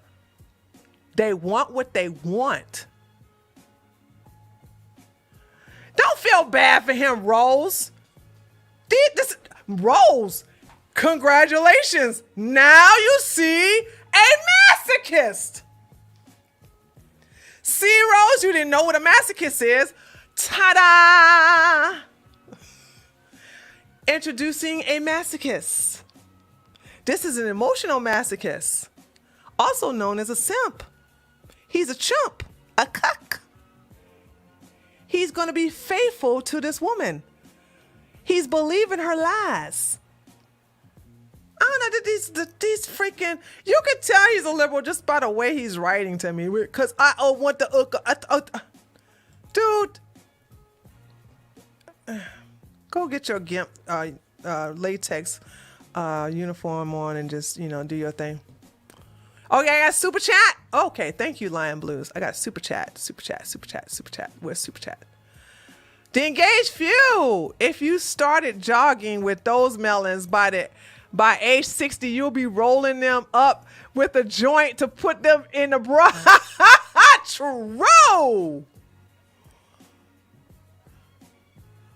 True. But you guys are talking a lot in here. I'll take pictures and send it to the fiance, but there is a kid involved. She's not gonna. No. It doesn't matter if there's a kid involved. Women liberals are more in love with the marriage ceremony itself than they are with their future soon-to-be husbands. You understand this? Like, they put all this money into the wedding ceremony. They put all this pizzazz. They got to show off, like they're gonna have this big celebration, open bar, all this money into a ceremony. You know what I'm saying? This is crazy. It's absolutely crazy. She ain't gonna let all that money go to waste just over some daggone girl. Hell no. She's gonna use this as leverage over his head to make him obedient and subservient in the marriage. Compiano said, happy ending for a happy cuck. Yeah. But see, here's the thing, women. Okay, so let me get back to this, women. You understand that there's no such thing as, because this is the reason why I wanted to bring this to a woman, all right? A lot of you women are putting up with a lot of nonsense and you don't have to. The odds are in your favor, and I don't know what I need to do to show you that. A lot of you all don't seem to understand or maybe don't believe that. There is no scarcity for us as women. It really isn't. And so if someone that you are dating, first of all, you should have more than one person you're dating. You know what I'm saying? You don't have sex with them, okay? Date as many men you want, but let them know there is no coochie. There is no bouncy wow wow. No cookies, none. All right, that makes them leave sooner. But if 4 days go by and you don't hear from him, first of all, make sure he's okay, because if he's in a hospital, you're gonna feel bad if you dump him or whatever. But let me hear my logic here. When you first meet a guy, he's texting you back to back. I don't have that type of text rule. You can't be texting me. I'm busy. I don't deal with that 5 texts a day and then a phone call. Other than that, better send me an email.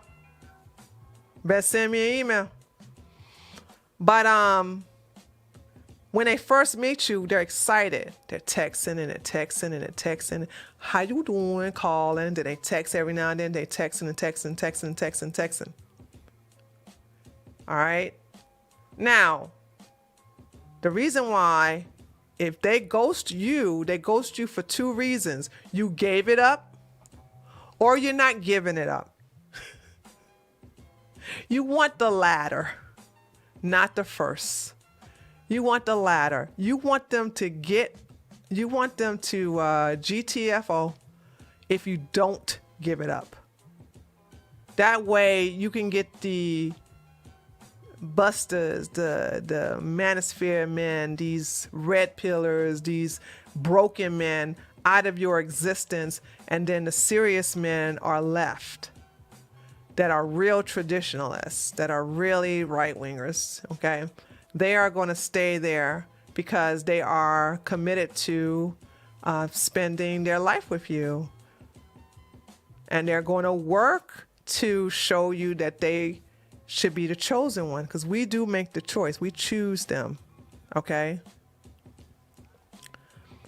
But in this case, with this guy, you know what I'm saying, they probably did the bound chicka wow wow. They probably had sex. I don't know. I'm sure they have. And she thinks which she's right. She knows she's got him. She realized she got him. She put him through a test, and she realized he's going to faithfully be there. So she can counsel on him. So she can, screw around on him. He's going to be there. And he is. He's very faithful. He's a faithful cuck, faithful simp. Okay, so she can do what she wants because she got her backup. That's her backup right there. And women, don't ever be somebody's backup, because once that man got in between your legs so easily, without no commitment, without no ring of engagement, and for you Christians, without marriage, then he doesn't have to work anymore. He got what he want. I'm going to tell y'all a BDSM story that you may not be aware of, and this will give you the nature of men. You have men that we call mouthy, there's this masochist called mouthy masochists. And these mouthy masochists have to be put in a chastity. And when they're put in a chastity, you keep the key. They're able to go to the bathroom with the chastity device on it. It's called a cage, cock cage. They can go to the bathroom. They can take a shower with it on. They can function as normal. You can't even tell they got it on with their pants. It is the most amazing thing I have ever seen in my life, is when the longer they have that cage on their ding-a-ling, the more humble and submissive they are, because they can't rub one out. They can't release. They can't do nothing. And because the cage is so locked in when they're soft, they can't get an erection. And it's something about that semen retention that makes them less aggressive, makes them less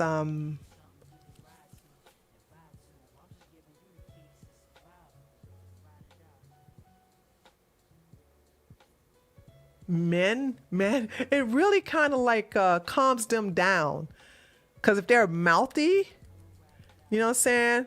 There you go. Sam. That's right. Smart ass masochist. Thank you, Joe. We call them Sam. Smart ass masochist. Put them in that cage. That solves that. They're the most nice, hospitable, kind, wonderful. But once you take it off and they rub one out, they back to being an idiot. They back to being an asshole. Why did I tell that story? I'm telling you that story is, that's how it is with you. Okay?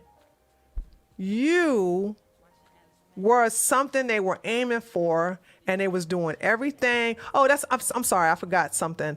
When these men are in these cages, they do everything they can to please you to get out of it. So they will do extra chores, they will buy you gifts, they are very obedient, extra obedient. You know what I'm saying? Don't give you no more lip back, no nothing.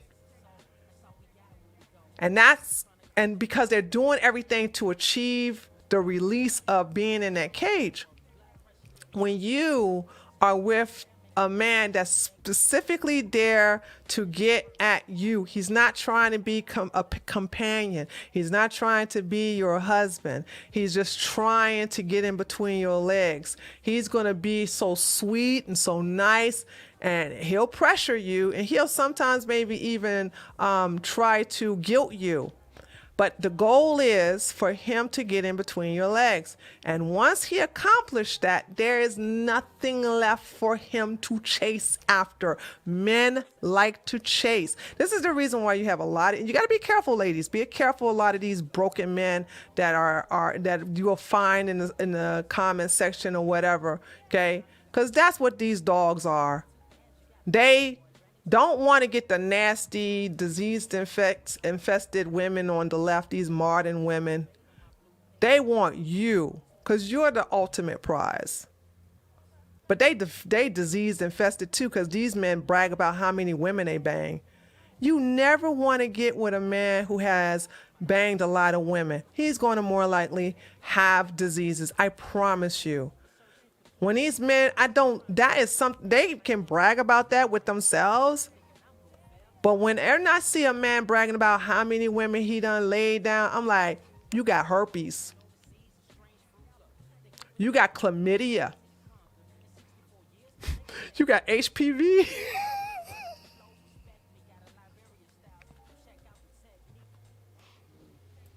You got something. You got something. You think I'm going to sit in here and believe you done had all sex with all these women and you ain't got something? Child, please. Child, please. No.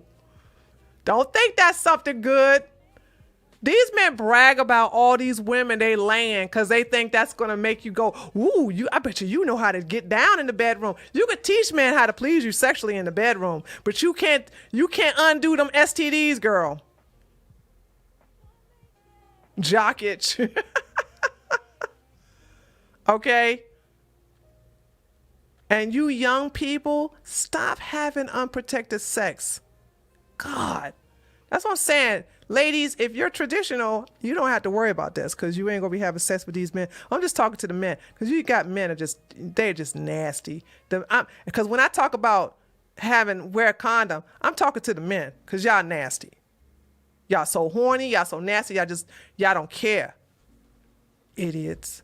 Anyway, so you have to get rid of the excess weight, and keeping your legs closed is that way. So once he's texting you and calling you and taking you out and this, that, and the other, when you give it up, that just stops. It just stops. He got what he want. Why should he continue? If that's what he wanted, just answer this for me. Answer this for me. If his purpose was just to bang you, and he did all the wonderful things, including say, I love you. He did all these things that you like, and he got the cookies. What's the incentive now? If he has, remember what I said, his purpose is to just lay you down. Once he got that, what does he have to chase for now? What does he have to chase after now? What? What is he going to chase after, ladies?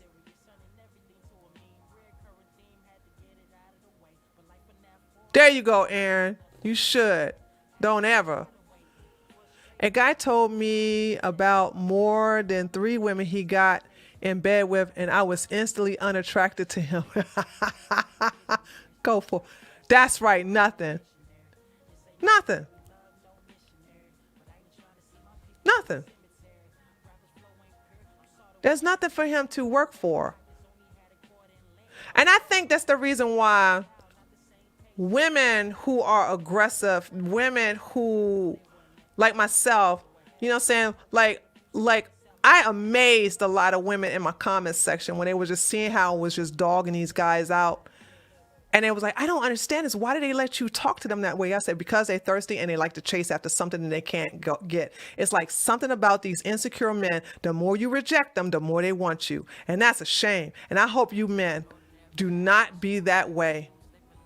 Learn how to don't think rejection.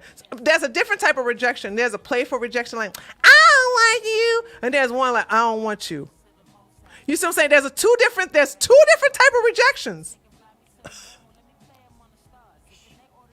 You should never let a woman talk down upon you, okay? You should never do that. But you don't say, but these daggone men with no self-esteem, it just amazes me. I sometimes see how far I can get with them to see how bad are they going to simp for me. Very badly.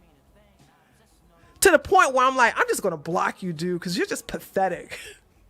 All right, hold on. I got more. I got another one here. Okay. I think I got two more. I got two more, guys. Okay. What time is it? Okay, good timing. My boyfriend and I have been together for 2 years. While we've been basically living together for the past year due to the quarantine, we officially moved in together about 6 weeks ago. Honestly, it's been really rough.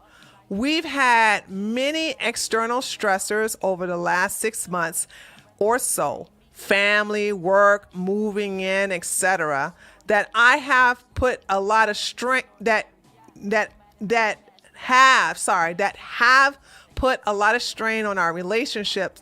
On top of that, we both work from home. Whoa! And have been for the past year. Whoa! So we literally spend every waking second together. Ooh, whoa!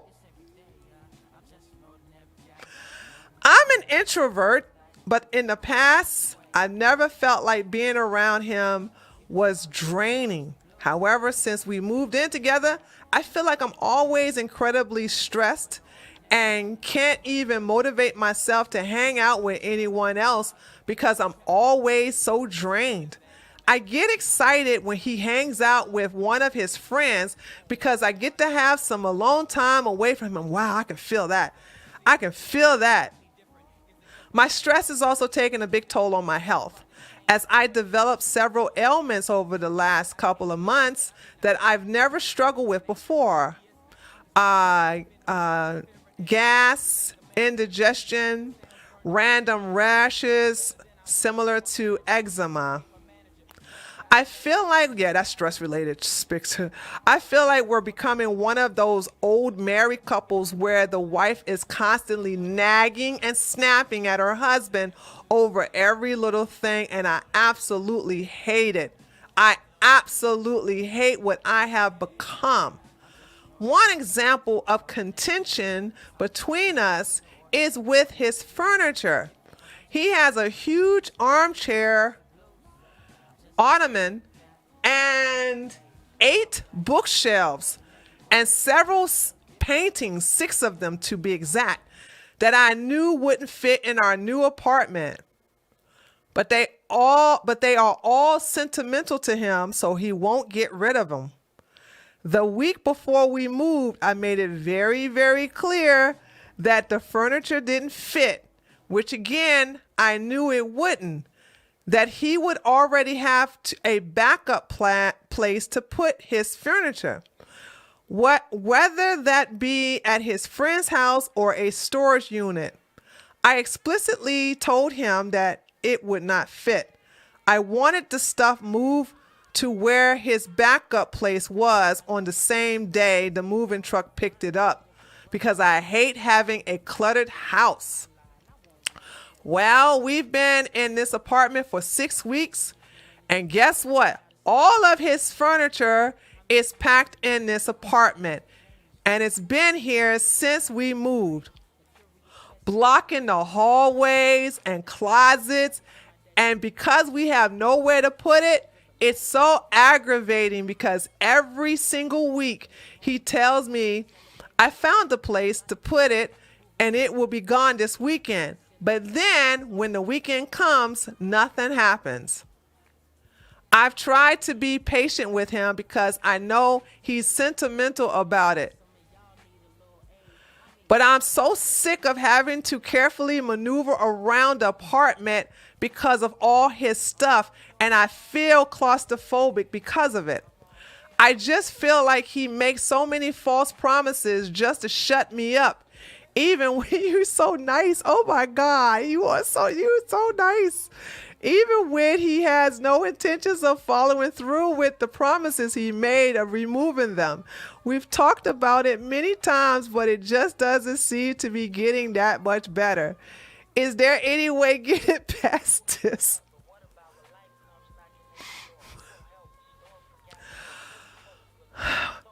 Guys, don't write me a long one like this again, man. This was very, very long.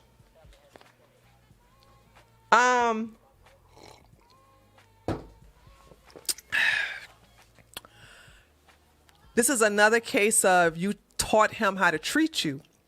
You taught him that your words mean nothing.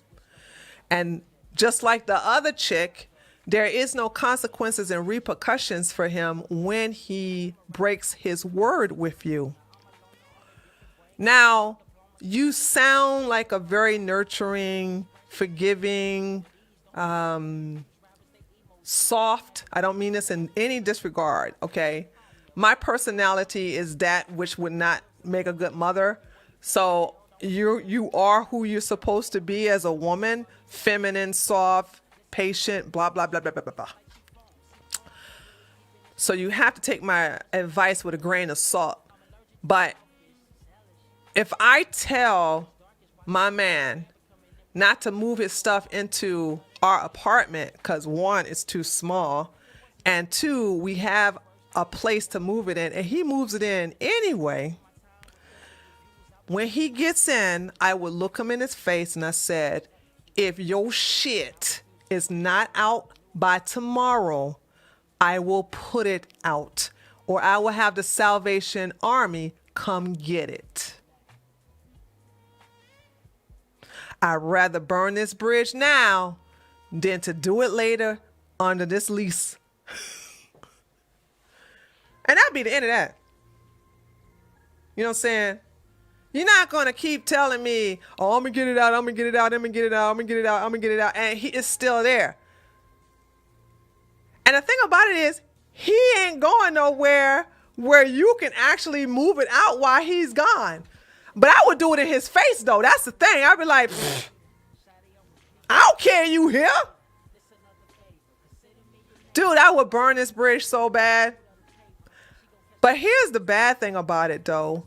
Why would you agree to move in with him when, ew, I don't know, maybe I'm heartless, but I don't want to be in the home with my man 25-9. Do you? Hold on. Maybe it's just me. I gotta have an escapism. Who here wants to, I got a super chat? Hold on, let me ask this question. Who here wants to be in a house, a small apartment, with your significant other, your soon-to-be husband or wife or whatever, all day, every day? My inner Socrates is activated. I got questions. Okay, JP, hold on a second. Let me answer. Was that the only super chat? JP was the only super chat? Yeah. Listen. Excuse me, sorry. All that water. Listen, ladies and gentlemen, you need your own time. You need your own alone time. You also need your own friend time. You know what I mean?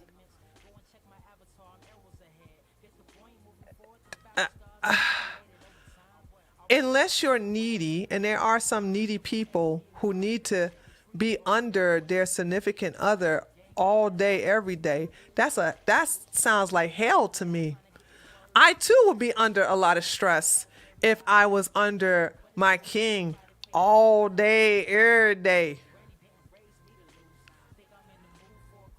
I mean, where is your sanctuary? Where is your peace place? You know what I'm saying?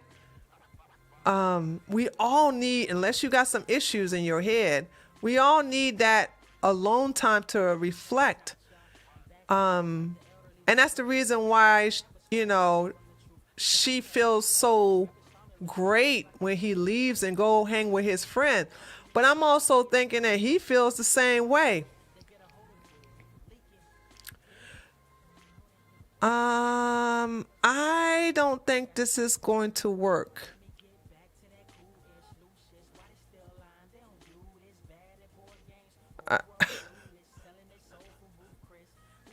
I don't think this is going to work. I'm sorry, I just don't. He sounds very immature. He's a liar. He doesn't know responsibility, and you ain't got a spine to make him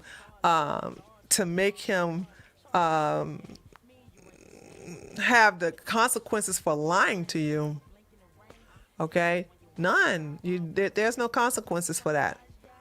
But that stuff will be out. And if he wants to keep it, then I'll be like, because I can see me escalating it, but I would never attract somebody like that. Let me just be clear, okay? But I would say, if you don't get rid of this stuff, I'm going to get rid of it.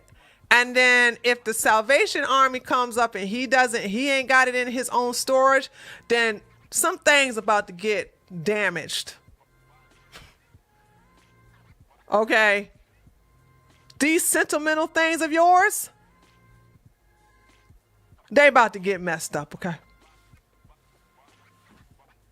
Because not only is he in that house all day long, while you're in that house all day long, y'all got all that stuff all over the place, and your place is a pigsty. It's crowded. You barely can move around. You can't even breathe. You do know clutter messes up your mind, right? You do know that, right? I just don't understand how you don't realize that you have to have a moment of peace. This is why this is why being married is important, okay?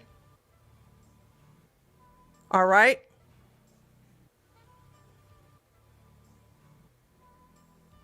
Oh my God. Nikki D, hold on. Hold on a second.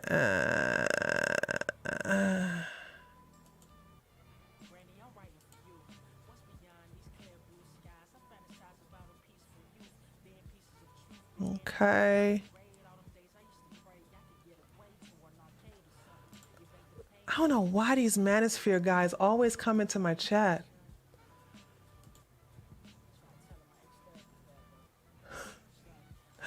I don't know why they keep coming into my chat. And I always know it's them because I can tell they have a language.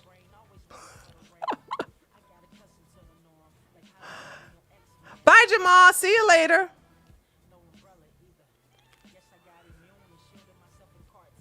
And see, here's the thing, Taters. You don't see them like I see them. I know these clowns so bad. I can always tell. And they're so fucking thirsty that you can why are you in a chat of tradition? Do you understand? That's like a manosphere man or broken man in a chat for traditional conservatives is like black people in a chat for the Aryan Nation.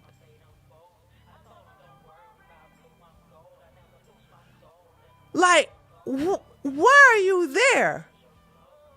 These people that you are trying to talk to are not in your best interest.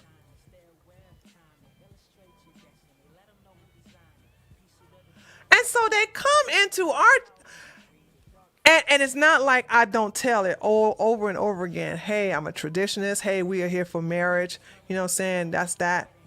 But they listen to these ugly, goofy looking people on YouTube, and then they come into my chat talking as if that shit is working.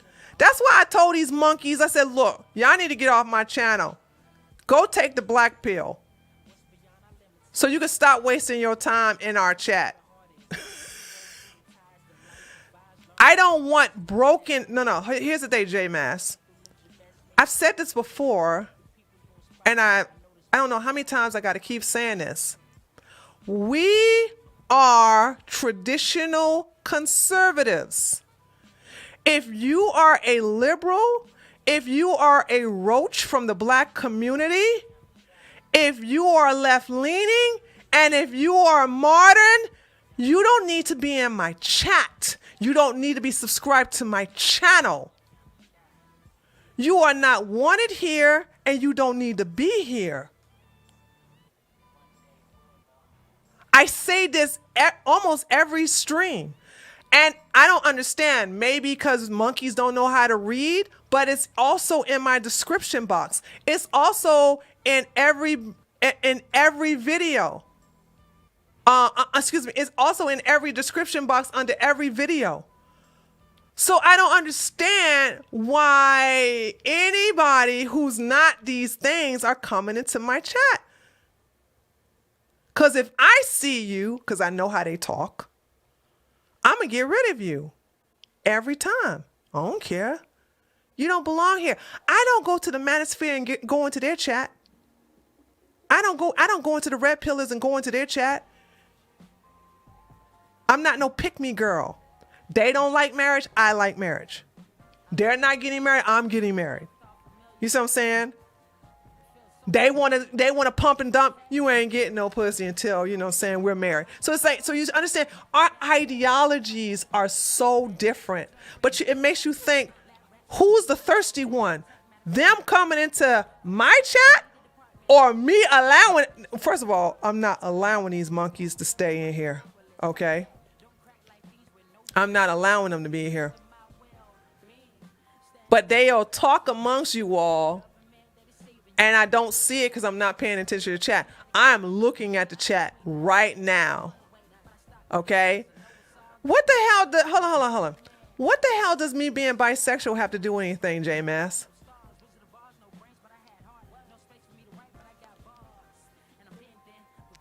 I expect the answer out of you too. You're gonna get bounced out of here too. What does me being bisexual have anything to do with monkeys coming into my chat who are from the Manosphere, acting like they want to get women, acting like they're traditionalists, talking that Manosphere broken shit? I expect an answer out of your ass.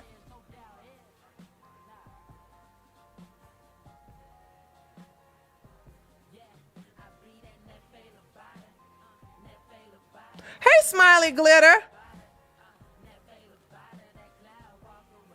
I didn't ask you that.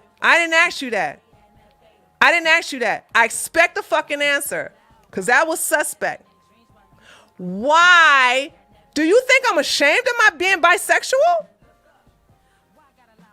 Why does me being bisexual have anything to do with being a traditionalist? With me actually saying I don't want men who are not traditionalists in my chat.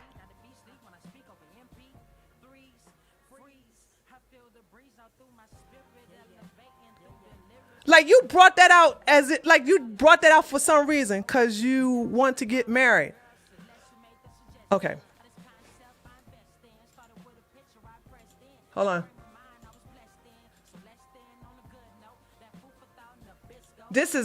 He's not no fucking traditionalist.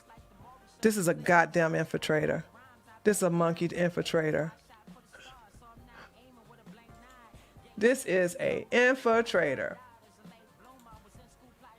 Get the fuck out of my damn chat. You can always tell them though. They always say something retarded. Every time. Every fucking time.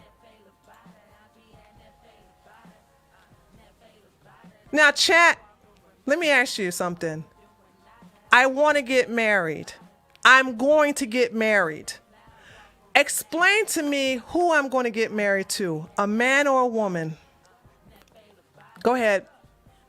Go ahead. I just want to say, when you don't even know me like that, who I intend on, thank you.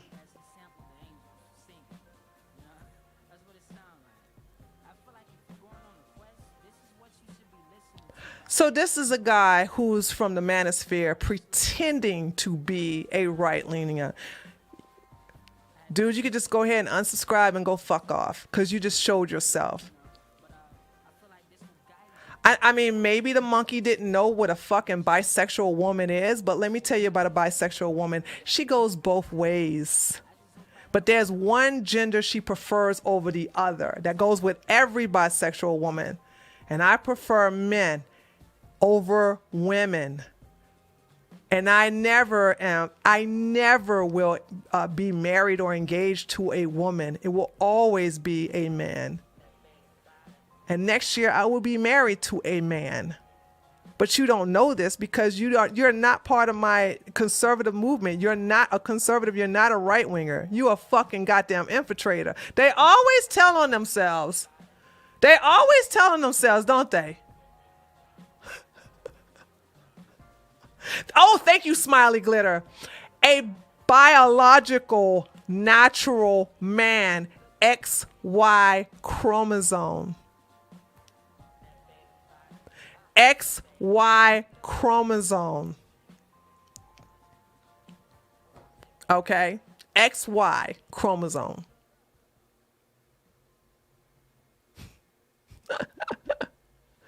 So that's the thing.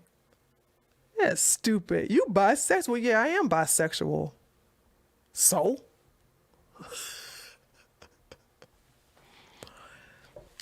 One of these days, ladies, I'm going to teach you their language. You guys, and I think what I'm going to do is start, because I have been doing that a little bit in our Discord, of showing you what their language is all about.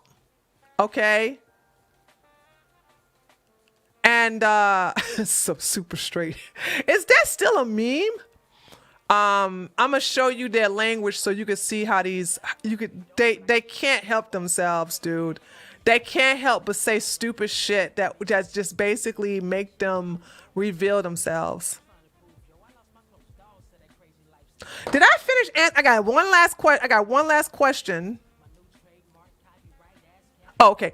So if I haven't answered that, I usually let them talk until they put their foot in their mouth. Yeah, that's a good thing, Samantha. But in my chat, I want them out of here. You know what I'm saying? Because if you let roaches stay in your area, they will infest it with others. They have to understand, okay, that this is basically a hostile environment. Bisexual, there is no, don't be stupid, okay? There is no political leaning to your sexuality, idiot. Bisexual is most likely liberals. It's your sexual preference. It has nothing to do with your fucking ideology.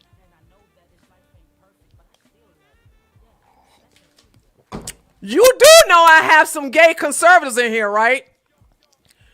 You do know I have gay and I have a lesbian. What an idiot. What a dumbass thing to say.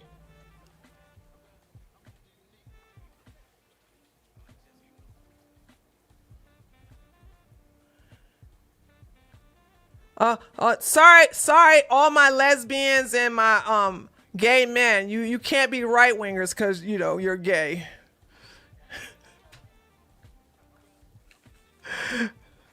Just so stupid, dude. Idiots, just idiots. They're low IQ. That's all that is.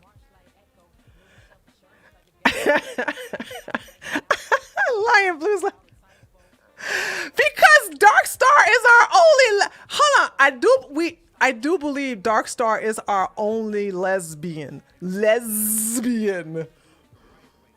Because somehow everyone of one sexuality is the same. Exactly. Stupid, dude. I lose respect for people who are that dumb. It's stupid. But see, this is the thing. They don't know me. They don't know nothing about me. Maybe he's so stupid he didn't know gay Republicans existed. He's not a Republican. He's not a right winger. You know what I'm saying? He doesn't belong here because we're right wingers. We're right leaning. And even we know, to say, hold on a second, to say that there is no gay Republican is like saying there's no black Republican.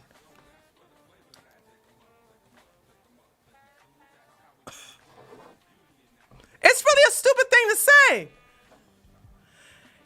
Wait a minute, you're a Republican, but you're black.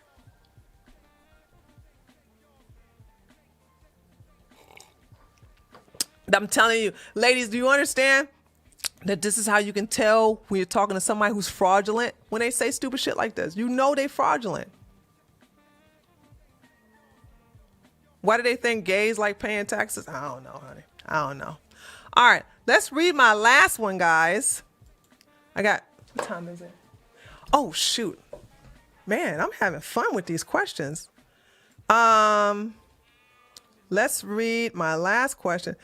And you have me, I'm just me, just a normalized who identify as an oak tree for tax purposes. I poop sneaky chats. You caught me last time and with the big dick energy, and I felt so silly. So I'm gonna stop reading your stuff, except if it's super chat stuff. If I super chat to him. All right, y'all, here's my last one. My last question of the night. I saved the best for last. My girlfriend is black and 32 years old. I'm white and 35 years old. We have been seriously dating for 5 months. 2 months ago, I met her parents for the first time. Her stepdad and I get along perfectly, but her mother doesn't like me. Every time she talks to my girlfriend, she refers to me as a cracker. For example, during the first time we met, she looked at my girlfriend and said, "Where did you find this cracker?" But my girlfriend would answer by saying my name. Mom, John and I met at the grocery store. And then while eating dinner, her mother asked my girlfriend if I eat meat, and then I'm so sorry. I don't mean this disrespectful, okay? I'm gonna stop trying to hold back my laugh. All right, I'm sorry. Let me do that all over again. And then while eating dinner, her mother asked my girlfriend if I eat meat, and then proceed to say, because the last cracker you dated was a vegan.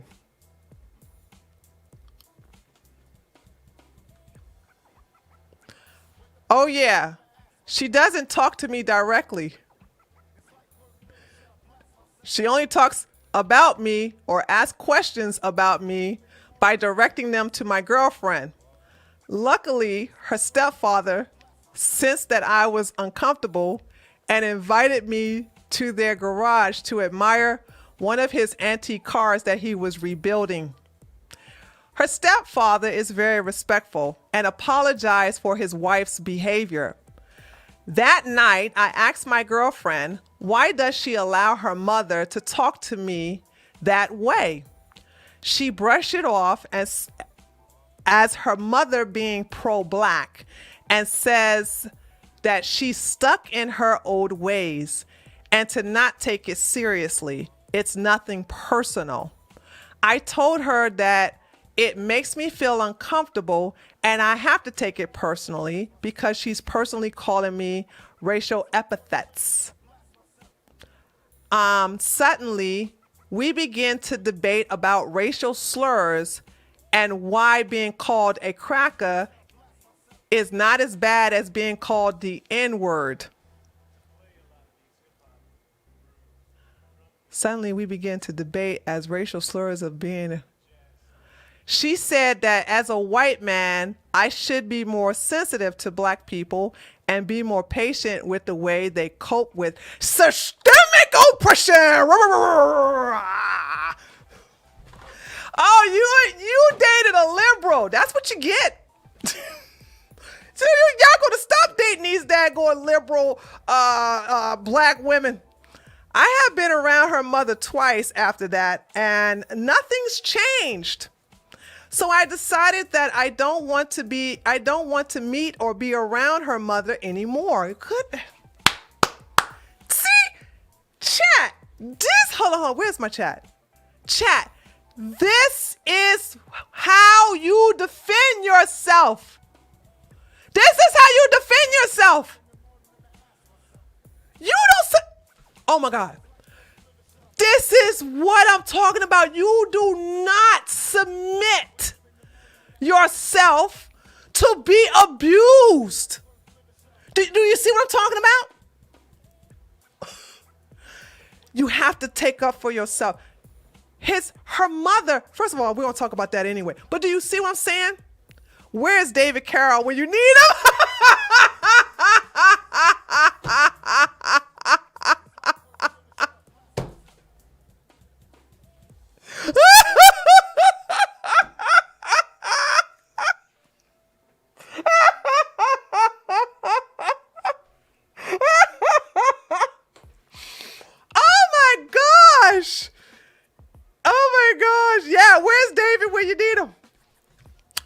I'm sorry, let me read this part. I lost my place. I'm on the last paragraph anyway. I have been around her mother twice after that, and nothing's changed. So I decided that I don't want to meet or be around her mother anymore. Good for you. My girlfriend said that I was being insensitive and selfish. She also said that this is what I signed up for when dating a black woman. That is not true. That is not true. I thought this was true until I saw your recent video on black women and white male couples. The video opened my eyes and prompted me to email you my situation. Any advice on this would be greatly appreciated. So here's the deal. If you watched my video, you have saw me say that talking about race and systemic oppression and all this other stuff, it's something that's just a waste of time in a relationship between interracial couples, whether it is a black man, white woman, or a black woman, white man, or a black man, Asian, or a black woman, or a white woman, Latino. It doesn't matter the interracial, but when your relationship is all about your racial identity, it is doomed to fail. Also, you're supposed to be right-leaning, because I emailed you some follow-up to see if you are right-leaning. And you picked a woman that you said that was centrist. This is not centrist, sweetie. A centrist doesn't talk about some systemic oppression. Are you serious? Also, she doesn't respect you. You, a woman, even if you're black, okay? Let's say, for instance, we'll change you and from white to black. Even if you're black and her mother disrespect you, she's supposed to check her mother and defend you. She chose you. Now, in this case, she is using racial epithets. And as far as I'm concerned, racial epithets are racial epithets. If this makes you feel uncomfortable, if this is insulting, then that is important to you and that has to be addressed, but she doesn't care. She's like, oh, you're just going to have to deal with it. And maybe this is a learned behavior that she knows that she can get away with this, and basically allowing you to deal with her mother like that because her last white boyfriend did it.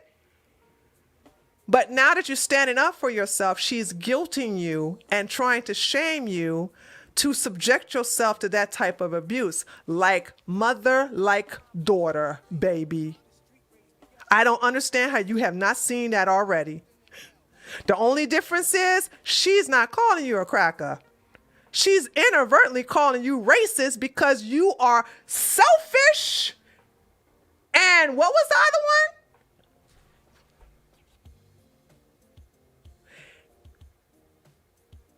And it's, hold on. She's insensitive. She's saying the fact that you're defending yourself from being called racial slurs by her ratchet mama makes you insensitive and selfish. The nerve of this chick. Really? Honey, when you met her parents and you saw her mama act like that, and she didn't do nothing, that was your get out of jail free card right then and there. Why are you men so stupid? Why is it that you don't see the warning signs, the red flags waving right in your face, and you decide in the burning house like that meme, this is fine. This is fine. Let me tell you something. She ain't calling you. When I say she, I'm talking about your girlfriend. First of all, my recommendation, get rid of her. Get rid of her. Get rid of her. I'm sorry. I don't care if anybody get mad from the pink pill community. Sorry, I don't care. But you are not going to have, first of all, right-leaning men of any race should not deal with anyone from the BC. And what I mean by BC, the black community, okay? It's a recipe for disaster. The thing about it is that she ain't called you a cracker yet. But it sounds to me that if you allow this behavior from her mother, then that gives her a reason. That gives her a reason to do the same. No one should respect you if they care about you, if they want to unite with you, if they're supposed to be your partner. I don't care if it's her mama. It sounds like to me she's conditioning you to be abusive, to be abused verbally. And then when you take up for yourself, she attacks you. Come on, man. No, you don't do it. Don't do it. You want, first of all, I don't know where you are in the United States, but depending upon where you are, okay, if you are in these liberal areas where they constantly talking about blah, blah, matter, blah, blah, matter, I can't breathe, hands up, don't shoot. I mean, it's going to be hard as hell, dude, for you to be white because those people on that side of the political aisle don't like white men. Sorry, and I think you know this if you are a right-winger. If you are a right-winger, you should know this. There's plenty of black women out there. Why did you pick her? Clearly, because you think she's a libertarian. Obviously, she's not. And these things should be discussed before you go on a date, if not on the first date. What do you think about Black Lives Matter? Do you think white privilege is a thing? Tell me, give me an example of systemic oppression or systemic racism. Tell me about this. Okay? You need to have discussions like this. You need to ask them, how do you really feel about the police? But you guys don't. Man, oh my God. You guys don't never have these conversations to see if this is something you really want to sign up for. No, you didn't sign up for being racially harassed and to receive racial slurs. You didn't sign up for that. And that's not what you do when you participate in interracial dating. That's so stupid. I mean, the obvious signs are there. This is not going to work unless you want to be a simp. Now, if you a simp, which I hope you're not, but it doesn't seem like you are one because you defended yourself and said, I'm not going to be around your mother anymore. But I got to say this again. If her mother acted that way, that's the reason why she's on Another boyfriend, because I just realized it just hit me. She said that the last boyfriend, white boyfriend, was a vegan. So I'm sure he had enough of being called a cracker. I'm sure he had enough of being called that. So he got out. Run, get out of the relationship, okay? This is not going to work. This is not going to work, okay? And not only that, you don't want to sign up for that, dude. You just want to sign up for that. You want the relationship to be easygoing. You want to have a lot in common, and you want it to be peaceful and harmonious. And I can see if her mother didn't just like, not because of your race, but just didn't like your personality, okay, then that's something that you can work through. But she is racist against you. And the only one that got common sense is the stepfather. It makes you wonder, where's the biological father? Because I didn't hear about that. Where's the real daddy? You got a girl with issues, a lot of baggage, and that's what happens when you deal with these women from the Black community. Run. Get out. All right, guys, let me see what y'all thinking.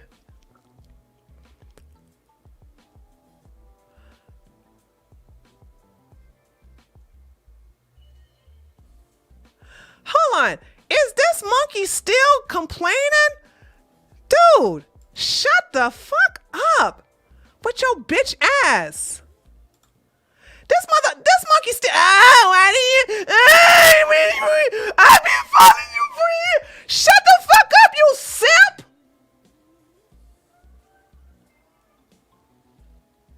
You bitch made, yeah, guess what? I don't care how many followers I have. Guess what? I got one less follower because I just blocked your bitch ass.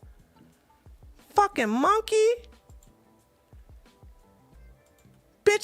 You bitching because I fucking called you an idiot. You are an idiot. You guys should, why y'all didn't tell me this daggone monkey still screeching. By the way, he's a white monkey, by the way. But he's still screeching, talking about, you called me an idiot. Yes, because your mama didn't call you an idiot. I don't need you. And by the way, I call black people and white people monkeys, okay? So don't think that I'm accusing you of being black. I know you're white. Listen, I'm about to treat you like old girl's treating this guy here. Cracker! Get your cracker ass out of my goddamn chat! Don't need no fucking weak ass crackers up in here. It's bad enough I got these old nasty ass dirty roaches niggas. Then I gotta have these old pissy ass bitch made crackers up in my daggone chat. Why you talking to me this way? Get it? Cause you a cracker. That's why I talk to you that way.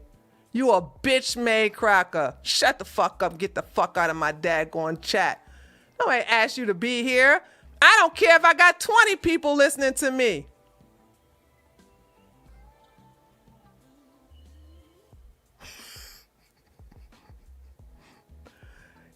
I care about how many people I got listening to me. First of all, I'm part of a specific niche. You understand this?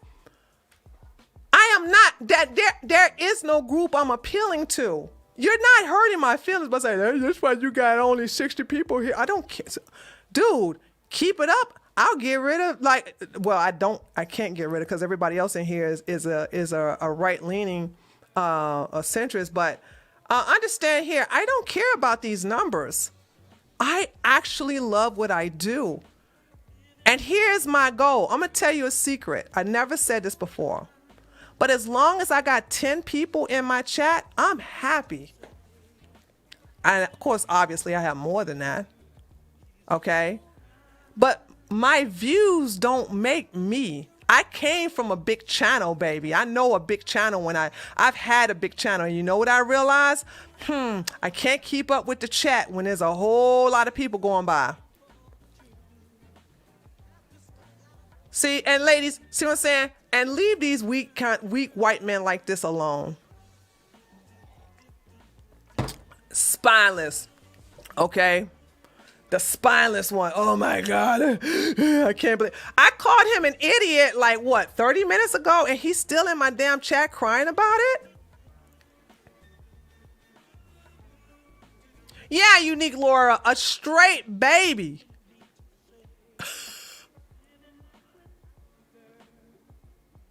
He's bitch made though. That's all that is. He just bitch made. He is bitch made. All right. So there's that, ladies and gentlemen. Ladies, you should see, when you see how immature the men are, look at what they say and look at how I handle them. This is how you deal with them in real life. Okay? Okay? You understand that you don't want to deal with no soft man. A real man with a real spine would not lose his shit for a whole 30 minutes crying that I called him an idiot. Yes, he is an idiot. He's also a failed abortion and a cracker. I don't have no respect for you. I'm gonna treat you like old girl treat that. By the way, the guy who sent me the email, by the way, get out of the relationship. She's not respecting you. I commend you on getting out of that situation. Don't be like the buster here who let me abuse him until I kicked him out. You know what I'm saying? Just take your losses and just go, dude. There you go. Okay, there's that. Okay. Well, glad I didn't call him a popo, caca, pee-pee face.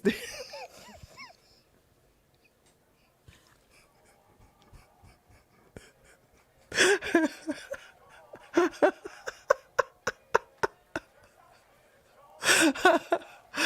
right, guys. Hey, I didn't miss any more super chats, did I? Holy smokes, I didn't know I was going overboard here.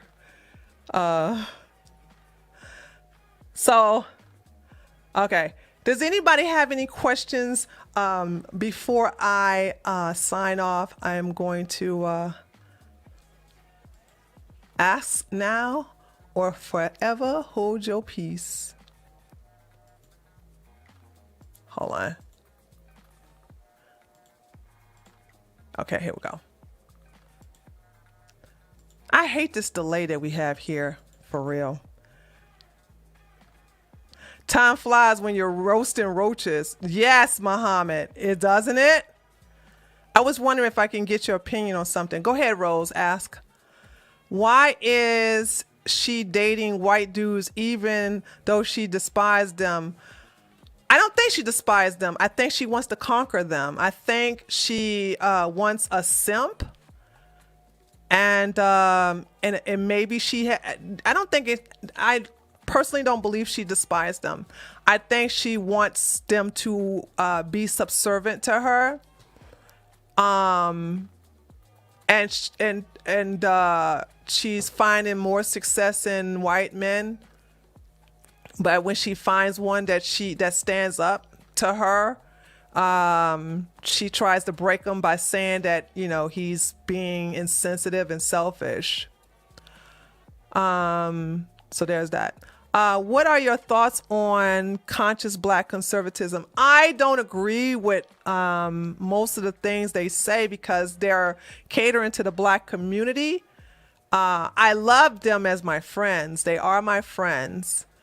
But I don't agree with them. I believe they should not try to persuade black people to leave the Democratic Party. Black people are not idiots. They are, but not like that. Black people know who they want to vote for.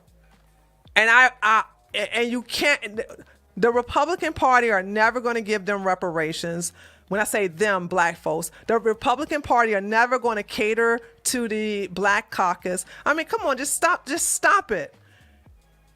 And this is why I'm the only black right-winger. I'm the only black conservative that is telling them, hey, don't come over here. You got it better over there with the Democrats. And they do. The black community got it better with the Democrats because you ain't getting nothing over here. We don't want you over here anyway. Stay where you are. Everything you hear these people talking about that just Democratic Party did it. Yeah, the Democratic Party did this, but the Democratic Party caters to you. We will not stay where you are wanted. And they don't like that. So they always say, oh, you black conservatives can't pander to black people. I don't. I never pander to them. I tell them stay where they are. I'm the only one that does it too. I'm the only conservative black that says, nope, black people stay with the Democrats. Don't come over here. Don't come over here. You gonna leave one plantation for another? Child, please. Hey Tree, is email or Discord better for a question? For next week, yes, you can do either one. You can for next week's question, you can email me or send a Discord. Would you continue dating a guy who leaves messes?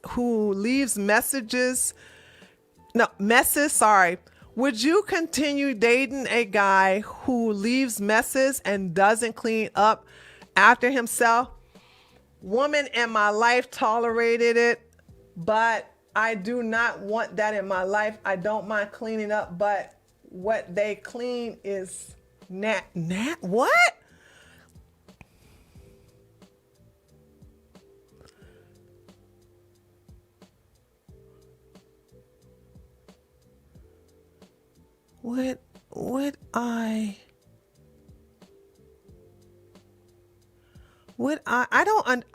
Rose, you're going to have to email me. I don't understand your question. Yeah. Send me an email. Send me an email because I don't understand your question.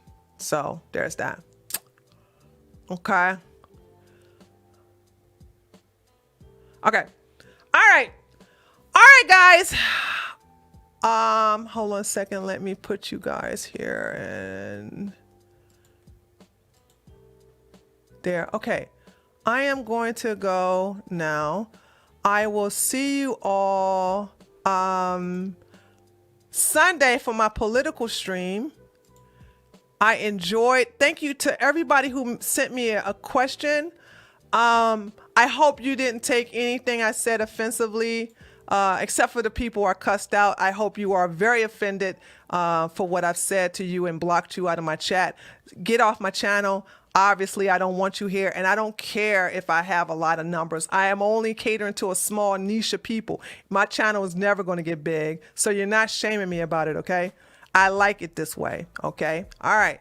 I'll see you guys on Sunday for my political stream. All right? Take care. Bye.